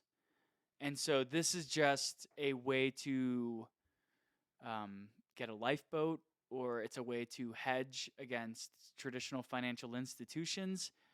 But I personally don't think that like cryptocurrencies and Bitcoin are going to replace current institutions because of their own strength. I think these things will save us if current institutions and processes like fail spectacularly. That makes sense. That makes sense. So it's like it's an alternative network that's, not necessarily designed to replace but outlast. And I think this is something that is hard for most people to wrap their heads around, and I know it has been for me, and I'm still trying to, but it's this concept of Bitcoin as a storer of value, Mm-hmm. but also as an asset, right? Because there's a inherent dichotomy between those two things. You're like, well, is it a storer of value or is it a growth stock? Yeah. And it's both, because of its behaviors, but that's not the way that like traditional financial objects work. So it's a little counterintuitive in that way, but it's also interesting because what you're protecting against is like catastrophic sociological failure in a way, and but you're simultaneously creating alternate networks that something can actively be done with. Mm-hmm. I think in the best case scenario, Bitcoin and cryptocurrencies are just an alternate network. In the worst case scenario, Bitcoin and other cryptocurrencies become the de facto network for how the world operates global commerce. And that's a scary world because the dollar in the US has failed. Right. And here's the thing, right? Like, God, I hope that never fucking happens. Yeah. But it's not beyond the scope of possibility that if we don't play our cards right in the world, that we could be usurped as the world power. Mm-hmm. I mean, China, holy fuck, right? Like, they are amassing huge amounts of influence in the world. Mm-hmm. And the US has kind of been sitting on their haunches and just kind of being like, oh yeah, we're the world power. We don't really have to like, worry too much. Like all global, cold wars are over. Like that's not going to happen any further. Mm-hmm. While you've got these like, multi-generational totalitarian governments, they're planning 40, 50, 60 years into the future on strategy on how to gain more power and influence Mm-hmm. on a global stage. And these other systems are definitely worse than ours, right? Yeah. Like they have way fewer human rights. And to me, that's like a measure of how good a system is. And it's like, okay, well, if we're not actively competing against entities like that, we're eventually going to be controlled by the philosophy that society is driven by. Mm-hmm. And I think that this is why I love cryptocurrencies, because if the United States becomes a country that fails and I want to get out, like let's look at what's happening with other failing countries right now with residents who have anything of value that are trying to get out. They're being shaken down at their borders by border agents, Right. And with cryptocurrencies, all I need to remember is like a set of numbers and letters in my head, and I can cross the border with millions of dollars just stored in my head. That's amazing. So you don't actually have to have a physical hardware wallet. Mm-mm. So all a key is all you have to do is like load up another, like the same wallet software for Bitcoin, and type in your seed phrase or your private key, which is a string of alphanumeric numbers, and you're granted access to your portion of cryptocurrency assets associated with that wallet. So the only thing a wallet is a location where you store your key. Now, all a wallet is X amount of X amount of like assets on the network were sent to this public key, and then here's this private key that has access to this public key. So, but which part of that is the wallet? Is it where the private key is stored? The wallet is where you type in your private key, and then it remembers you like a username, kind of like if you log into a website like a Google Chrome app. Okay. And then you're logged in after you log in. The same thing with a wallet. Once you type in your private key, then it connects you directly with your public key, which is your access to all your cryptocurrency. Okay. So if you could just load, like I could take my computer that I have sitting here and load the crypto algorithms onto it, and then enter my key into that like program that's on my machine, and it will give me access to the Bitcoin that is on the network that is mine theoretically. Yeah, so the easiest way would be like, so you would download this Google Chrome app called MetaMask. We'll use Ethereum because this is the easiest way to understand. You download a Chrome app called MetaMask, and you would create a new account. And by creating this new account, you open up a new wallet. And in that wallet is associated your private key and your public key.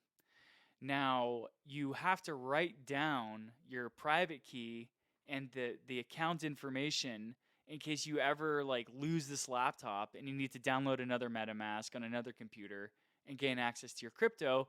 You would just input the private key, which grants you access to your public key. So in this instance, you would download the Google Chrome app called MetaMask. You would create your own wallet, and then you would send the cryptocurrency from Coinbase to the wallet on MetaMask. And now the MetaMask is just acting as the application that allows you to send and receive cryptocurrency. But what really happened is when you created a new account on the MetaMask wallet, you effectively created a new wallet on the Ethereum network, where when you send assets to that wallet on the Ethereum network, then the private key associated with your MetaMask is the only key that can send and receive those assets. Okay, so that makes sense. And so if your computer, if your house floods and you break your computer, but you were able to save your private key, typically like write it down and save it somewhere safe, or come up with a really safe storage strategy. Remember it. Then you can input that into a brand new MetaMask on a brand new laptop, and you'll gain access. It'll be like relogging into your account. Sure. And you'll gain access to the cryptocurrency that was stored on the previous MetaMask. That makes sense. So that's a really cool concept. And I think that's a thing that I didn't really understand about the functional underpinnings. And I think that's a point of confusion for a lot of people on like, how are you doing transactions, right? Like that's the big mysterious bit, right? It's like, okay, you've got Bitcoin, it's in a wallet. What's a wallet? Is it like do I actually have the physical Bitcoin on my computer? Or, how does this work? Yeah. But really, it's that because you're not running a validation node, all you really have is that you have logged into the network that is validating all transactions from this machine. And you could theoretically log into that network from any non validating point. Correct. It's called a light client, like light, Light, because it's just like a light piece of software that allows you to connect to the network. Right, right. That Yeah. makes sense. So I really need to pee. Do you want to take this opportunity to? I have to go see my lady friend. Okay, cool. Oh my God, it's 9:40. Yeah, we got into it. Yeah, we sure did. Yeah, man. I mean, I think we said that we did not want to do a 4-hour podcast, and here we are, 3 hours and 40 minutes later. I believe that's what happened. Yeah. I mean, hey man, when you're having a good conversation, it's hard to set it down. I mean, I've personally learned a shit ton. I appreciate you coming on and teaching me a bit about, this very interesting world that you have tons of knowledge on. So bow to you and thank you for that. And really look forward to sharing this conversation with the community and allowing them to learn from your knowledge. So hats off, and look forward to hopefully we get to have further conversations in the future, because this sounds like a rabbit hole that goes really fucking deep. And I would like to do any part that I can in helping people figure that out, myself included. So let me know if you want to have further conversations. I'll keep bugging you about it. I'm always down to talk more. I think, if anything, this conversation illuminated how vast and how hard it can be to understand this cryptocurrency stuff. But like, when it starts to click, it starts to click. I think that anybody can participate in this stuff, and it's a way for us to break the mold of whatever we don't like about current systems, institutions, whatever it is. Now is an opportunity for people to participate in the very beginning of a new network. And I hope that these sort of processes get people more incentivized to care about, what they participate in. And yeah, I'd love to come back on and spend another 3.5 hours talking about this stuff. Hell yeah, dude. Hell yeah. Well, Dylan, much appreciated, and we'll talk with you soon. Cheers. Cheers. And with that, Dylan has left the building. Wow. What a mind-opening conversation.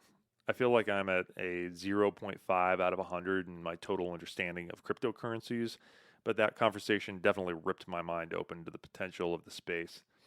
I hope you found the conversation as illuminating as I did. If you enjoyed the show, please give us a like, give us a share, and if you're really feeling swifty, leave us a review. All of this goes incredibly far to support the show, especially at the early stages like we're in. So really appreciate the support, and we'll talk to you guys soon. Much love.